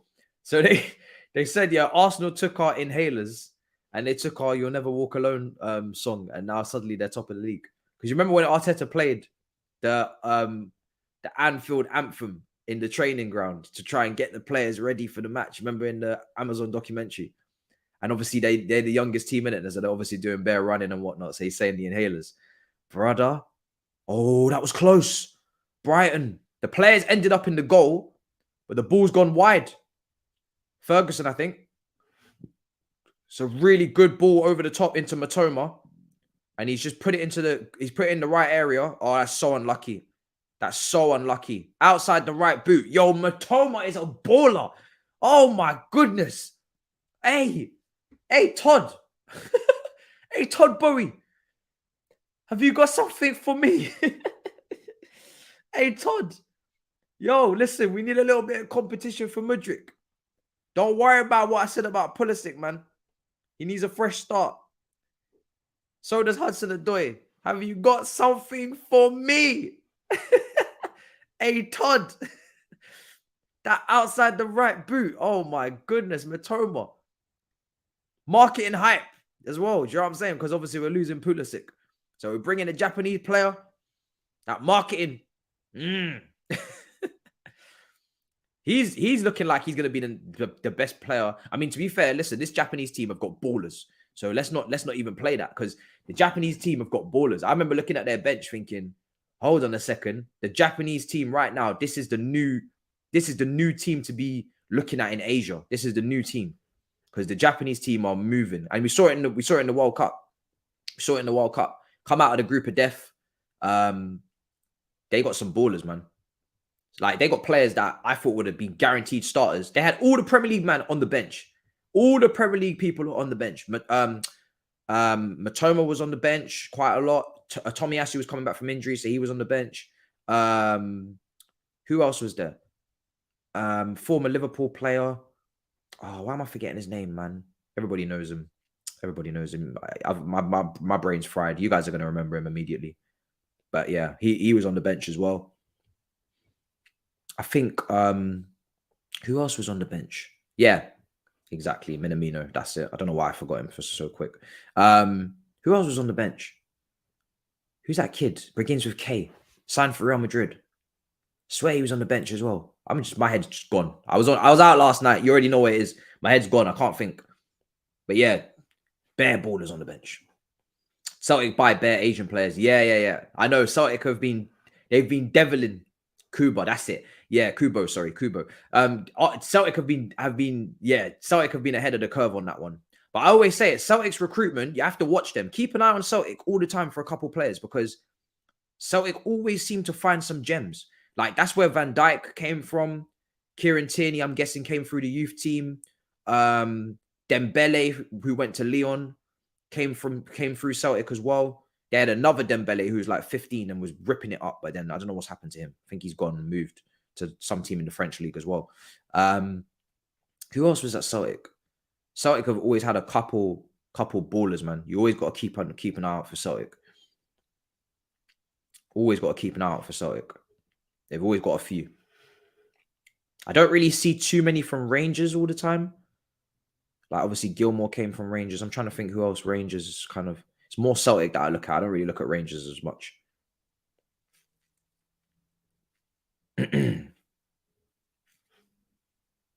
Scott Sinclair. Nah, so that's a different conversation. Edward was another one who went Palace. Scott Sinclair actually went there after the Swansea and Man City hype. But Scott Sinclair went over there and ripped it. I remember Scott Sinclair at Celtic. He ripped it apart. These players that are in the Prem that are not really making a name for themselves, if they go Celtic in front of that big 62k capacity or whatever it is, Champions League nights, bro, they can make a career for themselves. Serious career. Hendrik Larsson was at Celtic. Yeah. That's a big time player. I don't know his path though. Like, where was that? I think that's towards the end of his career, wasn't it? Can't remember. Chris Sutton was at Celtic as well. Some Dutch striker with some long ass name that I can't remember was at Celtic as well. If you can remember, if you can write the name for this striker, fair play to you. Dutch striker at Celtic years ago. Long name. Some of you are going to Google it. Yeah. See, you didn't, because you knew him. It was like, yeah, something like that. I can't say it. Helisink. Bro, I knew how to say his name before. I don't know why I can't remember now because it's so long ago. Can't remember how to say. Yeah, that's it. Something like that. No, look, everybody's got different spellings. Yo, everybody's come with the maddest of spellings. Yo, yeah, something like this, man. Yeah, this is it. This is it. This is it. This is it. I can't, for the life of me, Venegor of Hesselink. Man had a ov in his last name, like has a ov on the back of the shirt. His name was like this on the back of the shirt, a whole U shape, because he had the whole of it. Yeah, he had all of that on the back of his shirt. Oh my goodness, brother, I don't know how this guy. You know, if you wanted the name on the back of the shirt, you're gonna pay a premium. You're gonna pay a premium on the printing of the shirt because that brother's name was long. It was mad. He was at Hull City as well. But yeah, Nakamura. Everybody knows Nakamura. That guy was the trend. He was the trendsetter. He was the trendsetter. He was the trendsetter. Nakamura was a baller. Aidan McGeady as well. Irish. They had a few. Brighton in possession at the moment. How are you gonna have an ov in your name? How are you gonna have an ov? Man's got a connector in his name. His name is so long, man had to use a connector. Can you imagine having an and in your last name? An and. Can you imagine? Man's name is so long, they had to put a connecting word in there. That's crazy. Oh, it's nuts. That's when you know you've done too much, man. You have to go back to your ancestors and ask questions like, yo, guys, why did you have to make things so complicated for us, man? You couldn't do a hyphen or something. Double barrel. That's a double barrel name, really. That should just be a double barrel. I don't know what's with this of. They need to just double barrel that thing, split it, give one to one side of the family, one to the other, even though that's not how it works. Do something. Split that. Tell them to pick and mix. Pick which one you want. Stick with it. That's long. Curtis Jones is like 22 years old, bro. He's not as young as some Liverpool fans will make you believe. He's like one of them players that don't age. Everybody's got one, right? Everybody's got a player in their club that don't age. We have Loftus-Cheek. That brother doesn't age. You've got Curtis Jones. That brother doesn't age. Man United had Jesse Lingard. That brother doesn't age. There's certain players that no matter what, they will be considered as a youngster until they hit 30. Until they hit 30 years old, they're just going to be, people are just going to act like as if they're some sort of young kid. You know? That's just how it works. Lingard, oh my God, Lingard, you would have made the assumption or substitution. So Thiago's coming off and it's Curtis Jones, yeah. You would make the assumption Lingard never aged. Lingard was just always this wonder kid. Guy just never aged. It's only now people clock, oh, that brother's 30. He's got a wife and kids. Telling you, man. Actually mad. But it's not every academy product. So I'm not gonna just list off like any name. It's very specific. It's very specific. So only a few players get away with this, and it tends to be the players that are not really good enough. They have maybe some talent, like they're not washed or anything, but they have some talent, but they're just not good enough to quite make their mark. So you just keep them around for the good vibes and for the hope that they might actually fulfill their potential, and they never do, and then they're just hanging around the place. But they're good vibes most of the time, and they are integral behind the scenes, and they're motivators, you know, inspirations for the young players coming through. They have their purposes and their uses and whatnot. But they're old. Oh, Brighton. Oh, unlucky. I need a Brighton winner. I need a Brighton winner. Those are the only three I can think of at the moment. Because it's very specific. It's very specific.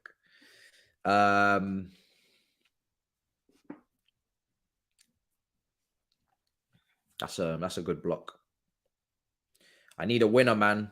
Let's get this decided today. Let's get Brighton through. Come on. Rob Holding. Maybe. I don't know. See, I don't know if anybody classes him as like a young player or I don't know. Rob Holding's like, he's not really kind of spoken about enough to even be in the convo.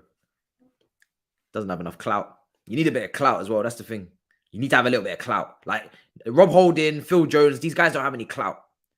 Loftus-Cheek's got a bit of clout. Like people, there's enough people in the fan base that are like, yo, this guy, if we just do this, and this, and he puts in a top performance every like 10 games as well. Like, so he keeps you guessing, keeps you wishing, put in a great performance against Juventus last season in the Champions League. So you're like, Lingard scored in the cup final, curler from long range. You're like, you know, they got to give you hope as well. They can't be bums. Like they can't be outright just useless individuals. They have to have something they have to make you dream. They have to make you think that there's something there. Give you a little inch and then take a lot type players. If they don't have any clout, then it doesn't work. It doesn't work if they're just dead players. Because then everybody just wants them to leave, you know. 8 minutes to go. Someone's on the ground here, struggling. I don't know what's happened there. Some sort of foul. My thing's still buffering after all this time. Jesus. Good thing this is on ITV. I'm going to have a word with my supplier from. The product is failing, bro. I have to have a word with my supplier. What's going on? You're not giving me the good stuff any longer. Quality's dropped. Hey, what, bro? This is crazy. I'm just seeing nothing but a playback error.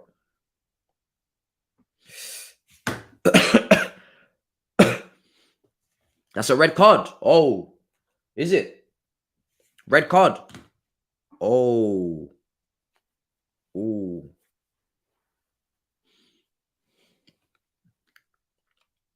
It's not a red. McAllister's just short. That sounds like a red then. The way that you've described it and you've tried to, it sounds like a red. Hold on. Konate. Oh, he's last man.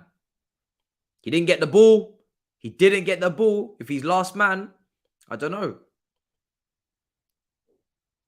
Was he last man? It looks like he was, right? Oh, he's proper down. Looks like he's last man. I think if he's last man, it's a red card. I don't know if there's cover coming across. I didn't get to see enough of it. But if he's last man, it's a red because he didn't get the ball. He got the man. He's last man. Red card. Simple. Very, very simple. That's not even really up for debate, in my opinion. That's not up for debate. That's a red card. If there's no cover. If there's cover, then it becomes sketchy. You might just get away with it. Konate, I think they're saying red. Fair battle for the ball. Bro, he didn't get the ball. What are you talking about? You're trolling. Man did not even get the ball. Talking about fair battle. Yo.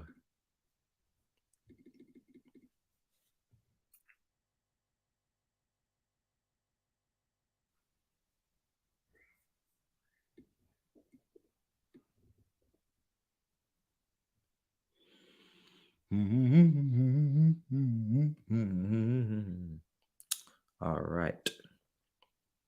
I can't believe did the AC Milan game finish 5-2?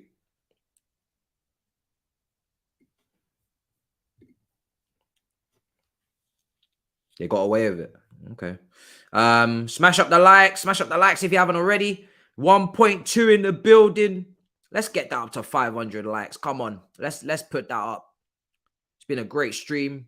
We've got another one coming as well. Hey. Have I got a video to make after? Have I got a video to make after this match? What's this? What's this, Enzo?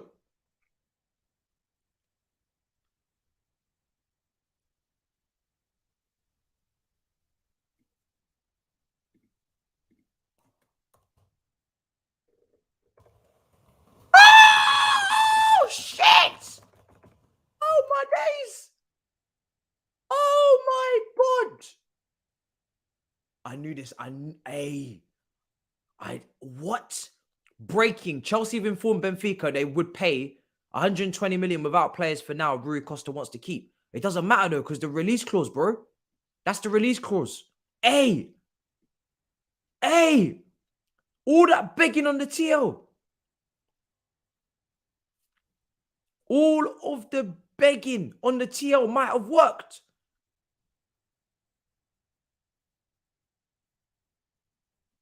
Brother.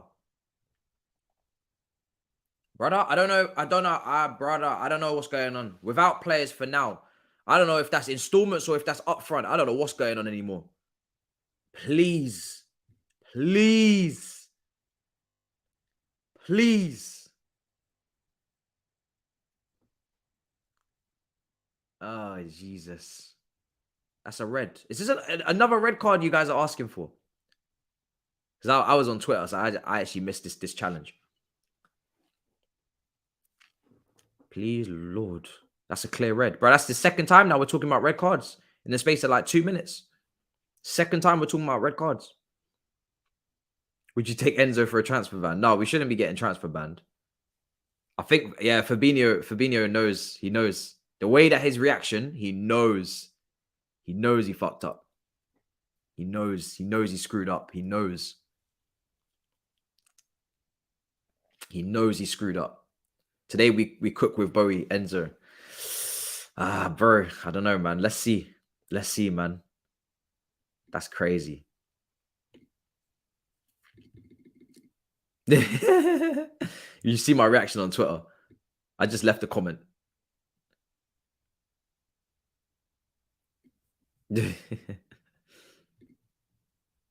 Let's see, man. Let's see. It's not worth a video yet because there's nothing done. You know? But please, Rui Costa, man. Please, man. You were a baller back in the day. Why are you playing like this, bro? Why are you playing like this? Please, man.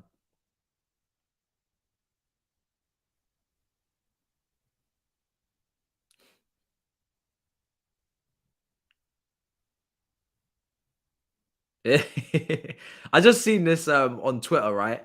FC20 versus Finalizing, and this player's trying to take a quick throw because the goalkeeper's come out. So the goalkeeper's come out, slide tackled him.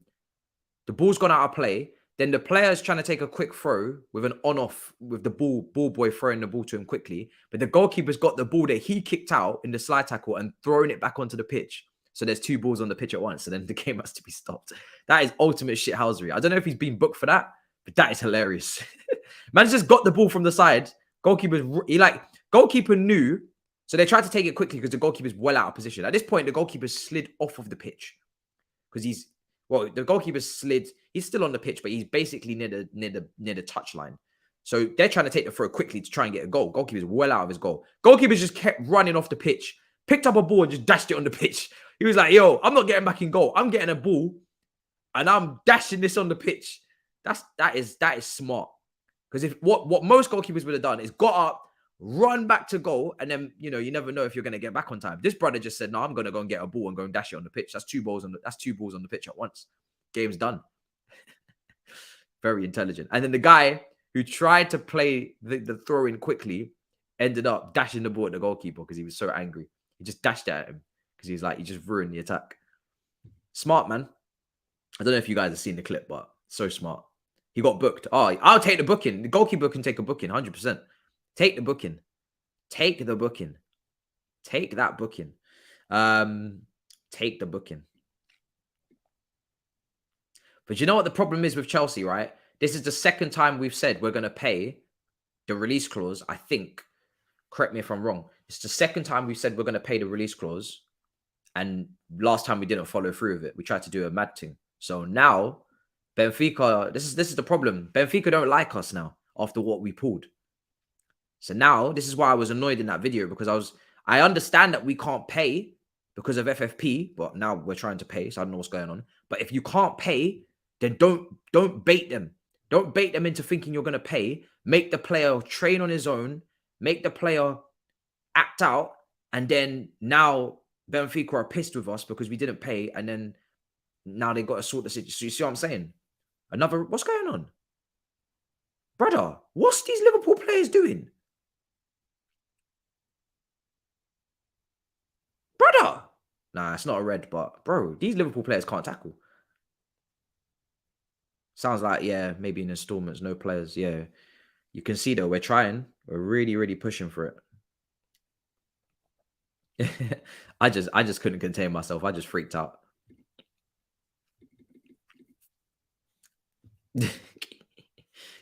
Oh, badly, I want this player to come and join, man. I'm just freaking out on the TL. I don't know how there's no red card in this game for a Liverpool player now. Even Liverpool fans would be shocked. The last 3 tackles have been nuts. Nuts. Someone's got a copper red for that. Someone's got a copper red for one of these tackles. I'm sorry.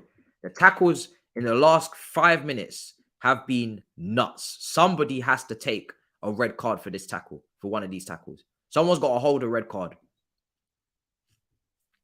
Someone's got to hold a red card. You have to. You have to firm it. Oh, here we go. Brighton! Yes! Yes! Matoma! Matoma! Matoma! Bring it to the bridge! Bowie, put your money on the table! Come on! Yes! Yes! Come on! This guy! Yo! Oh my days! Matoma! Hey! Hey! Don't play with me! Matoma! Come on! Yes. Yes. I will be there no matter what. Pay and don't speak. We don't even need attackers. Pay and don't speak. Oh my God.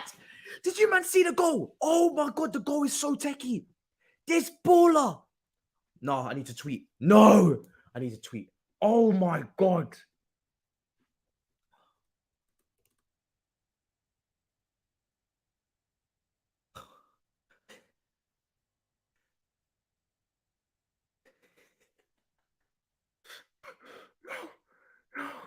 Matoma.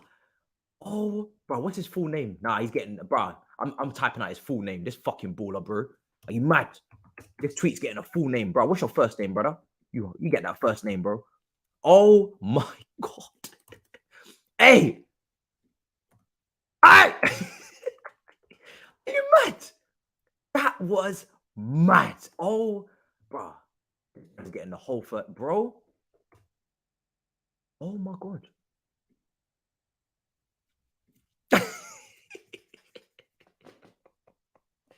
He's so good.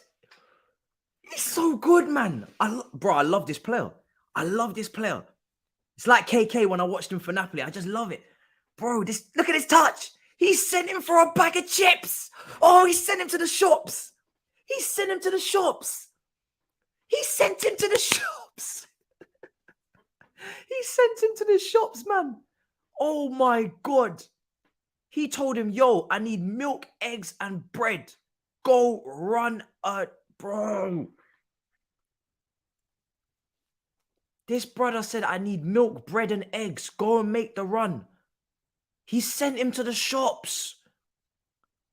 No, this guy is a freak. He's so good.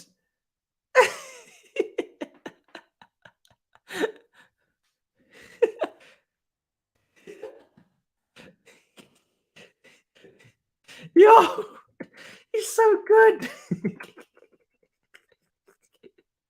I love him.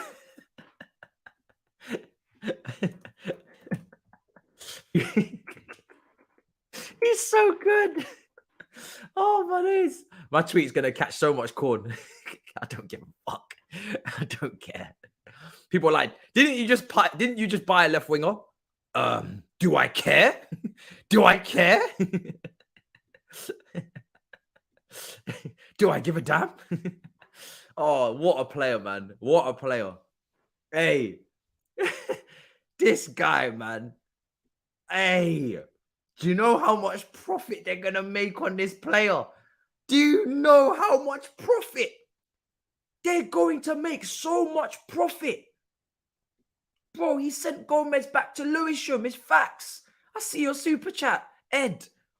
He sent him back to Lewisham. First it was Welbeck, and now it's Matoma.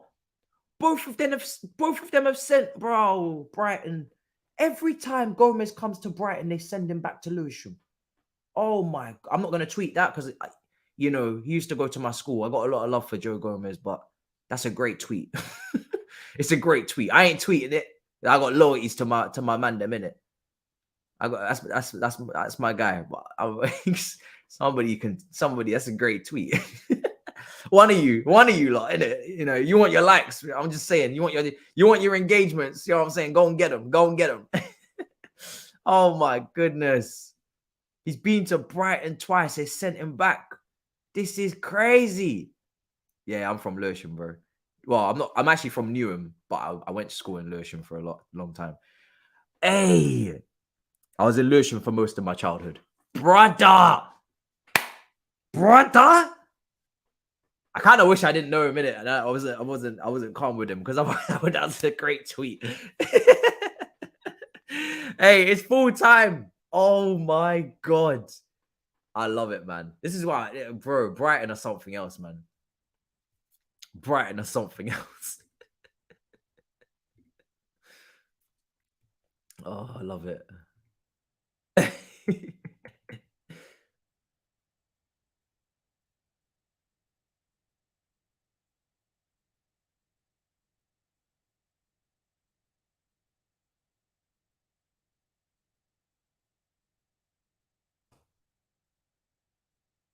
Oh, God. So funny.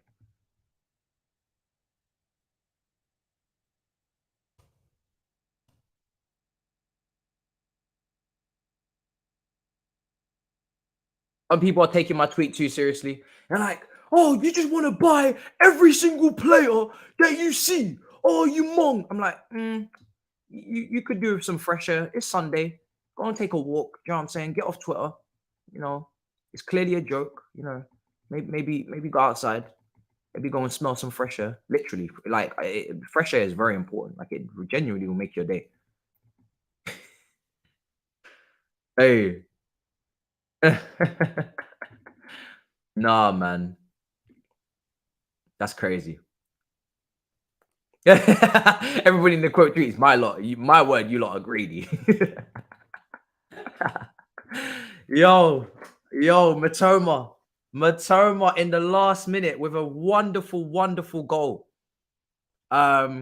Paul should have 2 reds, but I beg Bowie just pays up front and we get this done. I can't deal with another heartbreak with Enzo. He transforms us. Listen, you see when it comes down to Liverpool with those red cards, they kind of deserved a red card in there somewhere. And it's like the higher powers just said, listen, if this referee ain't going to ref this game properly, then I'm going to have to take shit into my own hands. And he just spawned Matoma out of nowhere and said, hold that. Hold that. Listen, what a beautiful... Listen, hold on a second. Why have I not made a phone call? Hello? Let me just ring this person real quick. I need my shameless brother on the line. Hey, Mr. Shameless. Hey! Well.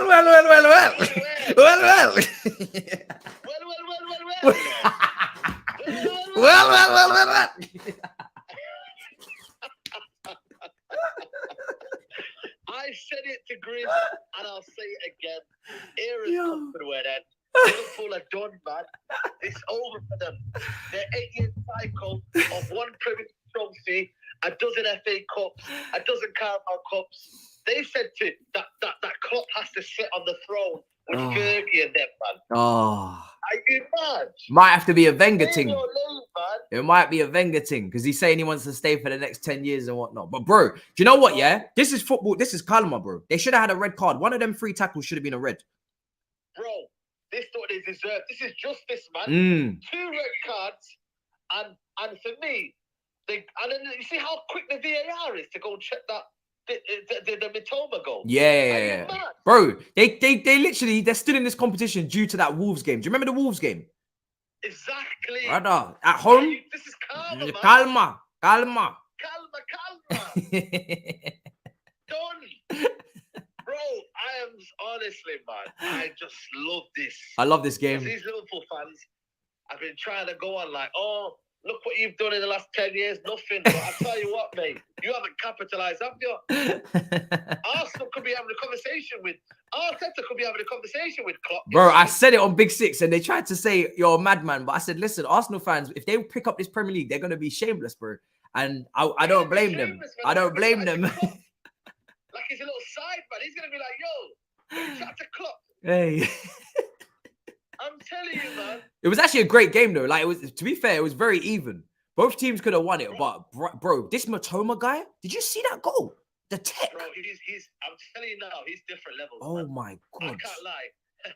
I wouldn't be surprised if you know what I mean, if some club comes for him in the summer. Bro, he's bro, Brighton need to stop scouting so well. Bro, you got another guy here. They just bought another player today called Arabi or something like that. Yeah. I found he's a midfielder. And I'm telling you now, already clubs are like, oh, okay, bro. All right, okay, cool. You know what? You know what needs to happen? Someone needs to buy Bloom. You know Bloom, the guy that runs all this, the one that Casado was apologizing to in his dissertation. Yeah. Bro, they need to just buy him from. Stop buying the players. Just buy Bloom. Just buy Bloom. Simple. Bro, it's crazy. Just cut them at their source, bro. Everybody's buying the flowers once it's already grown to its peak, bro. Just cut them at the source. Take the stems. Take the roots. That's what I take the fertilizer. That's where I think Man United have to become. We have to be. When it gets to the point where, right, okay, we're hearing about this news, that's when you come in. Not at the end. I don't join the party. Like, it's like when you do a group dissertation. Yeah. There's one guy in the group dissertation that doesn't come in with the ideas. Yeah. You don't want to be that guy, man. It's mad. You know me? Bro, it's mad. I got bare people on Twitter going mad at me because I said, I gave him his full name. Yeah, I was like, listen, Matoma, pay and don't speak. Bro, you are crazy. Bro, Brighton, bro. This guy, he's so fake. This Matoma guy is so fake. Remember that outside the right boot ball that he played in as well? Bro, he's so techie. He's so techie, and you know what it is? He's quick. You can't stop him. You can't stop him. When he gets going, he's like a machine, and he's like, it's one of them. Like, the ball's like a magnet to him, man. Bro, you see Brighton, yeah, they must be looking at their players performing, thinking, hey, stop that. Don't perform too well. Yeah, stop that. Don't do that. Yeah, don't do that. Don't go anywhere. Talking about don't get anywhere, mate. Imagine that coming back from holiday and being depressed again. Hey, bro, we have to look out for our brother Grizz, man. Brother Grizz. Not only is he watching one of his midfield targets, Casado, Chelsea and Arsenal battling, his club is nowhere to be found because they ain't got their money up. Yeah. Now he's come back to this. Hey. That's what I'm saying. And they think they're going to get Jude Bellingham in Europa League. I told Fubizi, bro, you see this? Do you know what? They shouldn't be in this competition anyway. I said it before I started my stream. Liverpool fans need to come sit next to me, man. They keep trying to run away from me. We're meant to be never walking alone. They keep running away. I said, bro, come and sit next to me. Come and sit with me. You're going to spend your way out of it. Yeah, we will. And now you're going for Enzo Fernandez. You lot need to chill as well, you know. I've seen the Enzo Fernandez as well. This guy, man, I'm telling you, man, he's pissing me off. You need to relax. Let us start a bidding war in the summer. Let us catch up, man. Yeah. Bro. Apparently our Enzo Fernandez 105 million will be in various payments, though. We're still not trying to pay the release clause, so I don't know if Rui Costa's not trying to hear it. You know, he's trying to up the release clause again. He's trying to move it up. Don't lie. Yeah. Bro, I don't think you can. Not unless you get a new contract. But Rui Costa doesn't care. He's like, yo, up the release clause. Wow. But he would need Enzo to sign a new deal. Wow. Yeah, he would need Enzo to sign a new deal. They paid them 2 million. They paid Enzo 2 million or something because of the transfer failing or something like that. Because the transfer broke down. No way. Yeah, 2 million euros he bagged. Yeah. Oh my god. It's a mess. This is a mess. It's a mess. Bro, as long as, like I said to you, if you guys can just relax now, that's what the aim is right now. Just Chelsea relax. Because these next 2 days, I'm going to be on watch, mate. If I just hear Todd Bowley sniffing around, this and that, I'm done. Because end of the day, you're basically just not letting us eat in the summer. Like, what's going We're going to have nothing. No, there'll be players. We're not going to get Bellingham. 100%. I don't even want Bellingham. I don't even want Bellingham. I want Enzo. So you man can have Bellingham. Enzo's the one, man. You man can have Bellingham. Enzo is the one. Honestly, that's my dream signing, man. Yeah. I'm watching Juve right now. I don't know if I'm watching the rest of the game of Juve. Oh, is it? And I tell you what, man, there's a couple of players in there that you might want to get. They're losing, aren't they? 2-0. Do you see what happened to AC Milan earlier as well? Yeah. You see what happened to AC Milan? You see what happened to AC Milan? They got slapped up again. Yeah, I know. Now is a perfect opportunity for Leao as well. Oh, The situation with Leao. I think he's meant to be signing a new contract, but I'm not sure about him, man. I'm a KK fan. I'm not gonna lie. You know that Napoli brother, left wing. Yeah. That's the one. But I think he'll go thingy me, Man City. Oh, that would be disgusting. Oh, please. Bro, that would be disgusting. Do you know what? Yeah, there's actually so many techie ballers out there. We got Mudryk, but then you got KK at Napoli. Leao, if he fixes himself up. Now you got this Matoma brother left wing. This left wing spot is looking tasty. Damn. Oh, left wing now. Have you noticed left wing now has become like the new norm? Before it was right wingers. Yeah. Now it's left wingers. Bro, you got Rashford cooking on your side. You can't get no one out there, bro. You're going to have to leave it. Now they have to leave it that side. I think that side is kind of calm. Yeah. We need midfielders, man. Because Ericsson's now out. But we need to. What I'm doing after this stream now, I'm actually researching players that we could possibly get on loan. I'm actually doing a scout report for Man United now. Yeah. So I'm using my own time to find out certain things. You know what this club is like? It might be on YouTube. Because that's what they did with the Ten Hag manager. Yeah. They might say, oh, let's see what these YouTubers are saying.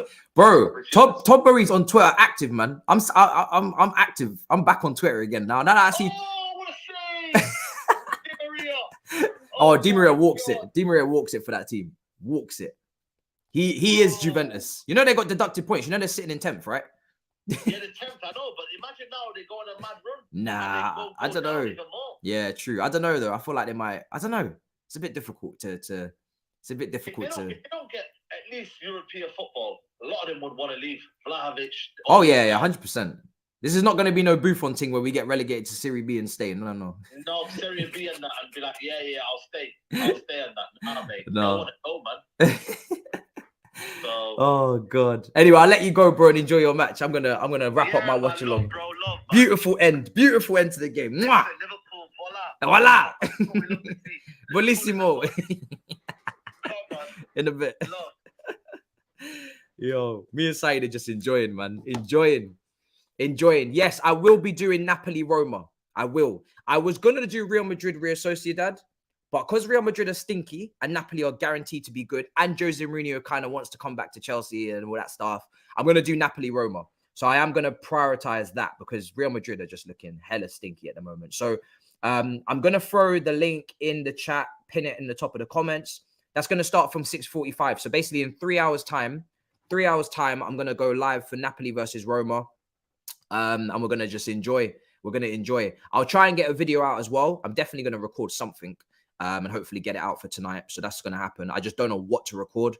And obviously, we don't know if there's going to be breaking news. And I don't know what's going on with this Enzo situation, etc. So I'm kind of just trying to, navigate the situation. I'm trying to be smart.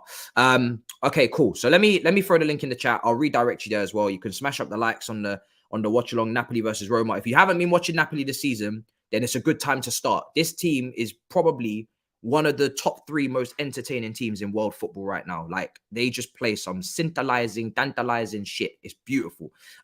So I will be watching a lot more of their games and a lot more Serie A games. As we just said, AC Milan been getting slapped up recently.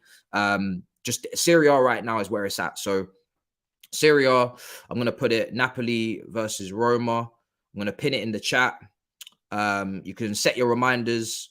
If you're going to join us on that, I'm going to pin it. Where is it? Okay, perfect. Yeah, so I'm pinning that. We'll be back for that. And like I said, I'll try and drop a video. So you should get 3 pieces of content, 2 streams, 1 video. And then tomorrow we go to the roundabout and we go again. We go again with the weekly shows and whatnot. And then obviously Chelsea will be back next summer. Not next summer. We'll be back next summer. We'll be back next week. Properly back next summer because this season's almost finished. All right, cool. Big up your damn selves. Yeah, go. Actually, let me see. Is anybody? All right, cool. Let me see what we're doing here. Change the settings. Big up your damn selves, guys. I will see you at 5:45 for that show. Let me just redirect you guys. Okay, cool. Is Saeed still live? Hold on a second. Is he staying on? Is he staying on for the Juve game? Let me see. Yeah, he is. All right, cool. Let me redirect you there. Guys, just in terms of our show, you know what time it is, right? You know what time it is. Just smash up the likes there, set your reminders. I'll put it on my Instagram stories and whatnot. Let me redirect you to Saeed, actually. That'll be better. Yeah, so Saeed is going to be watching Juventus. I don't know if he's going to watch the whole game or whatever. So, all right, cool. Talk to you, man, in a bit, yeah? I can't wait. Yeah, it's pinned. It's pinned in the comments. So if you need the link for the game Napoli versus Roma, it's pinned in the comments. Top of the comments, it's there. And then you can set your reminders and whatnot. I think it should be pinned. Yeah, it takes you there. People have already started smashing up the likes on it. Easy to get to. Let me make sure it's actually pinned before I roll off. Oh no, I've pinned tantalizing. Sorry, I pinned the wrong comment. I pinned the wrong comment. All right, cool. I've pinned the right one now. I pinned tantalizing by accident. Hey, hey, Lord Jesus. All right, there you go. All right, that's the right one's pinned now. I think, bro. I keep pinning the wrong one? It's too many comments. There you go. There you go. It's pinned now. It's pinned. Wrong again. There you go. I pinned the right one. So pinned at the top of the chat is the watch along. It's already up on YouTube anyway. And yeah, I see you guys next time. In a bit, people. Peace. Big up your damn selves. Perfect.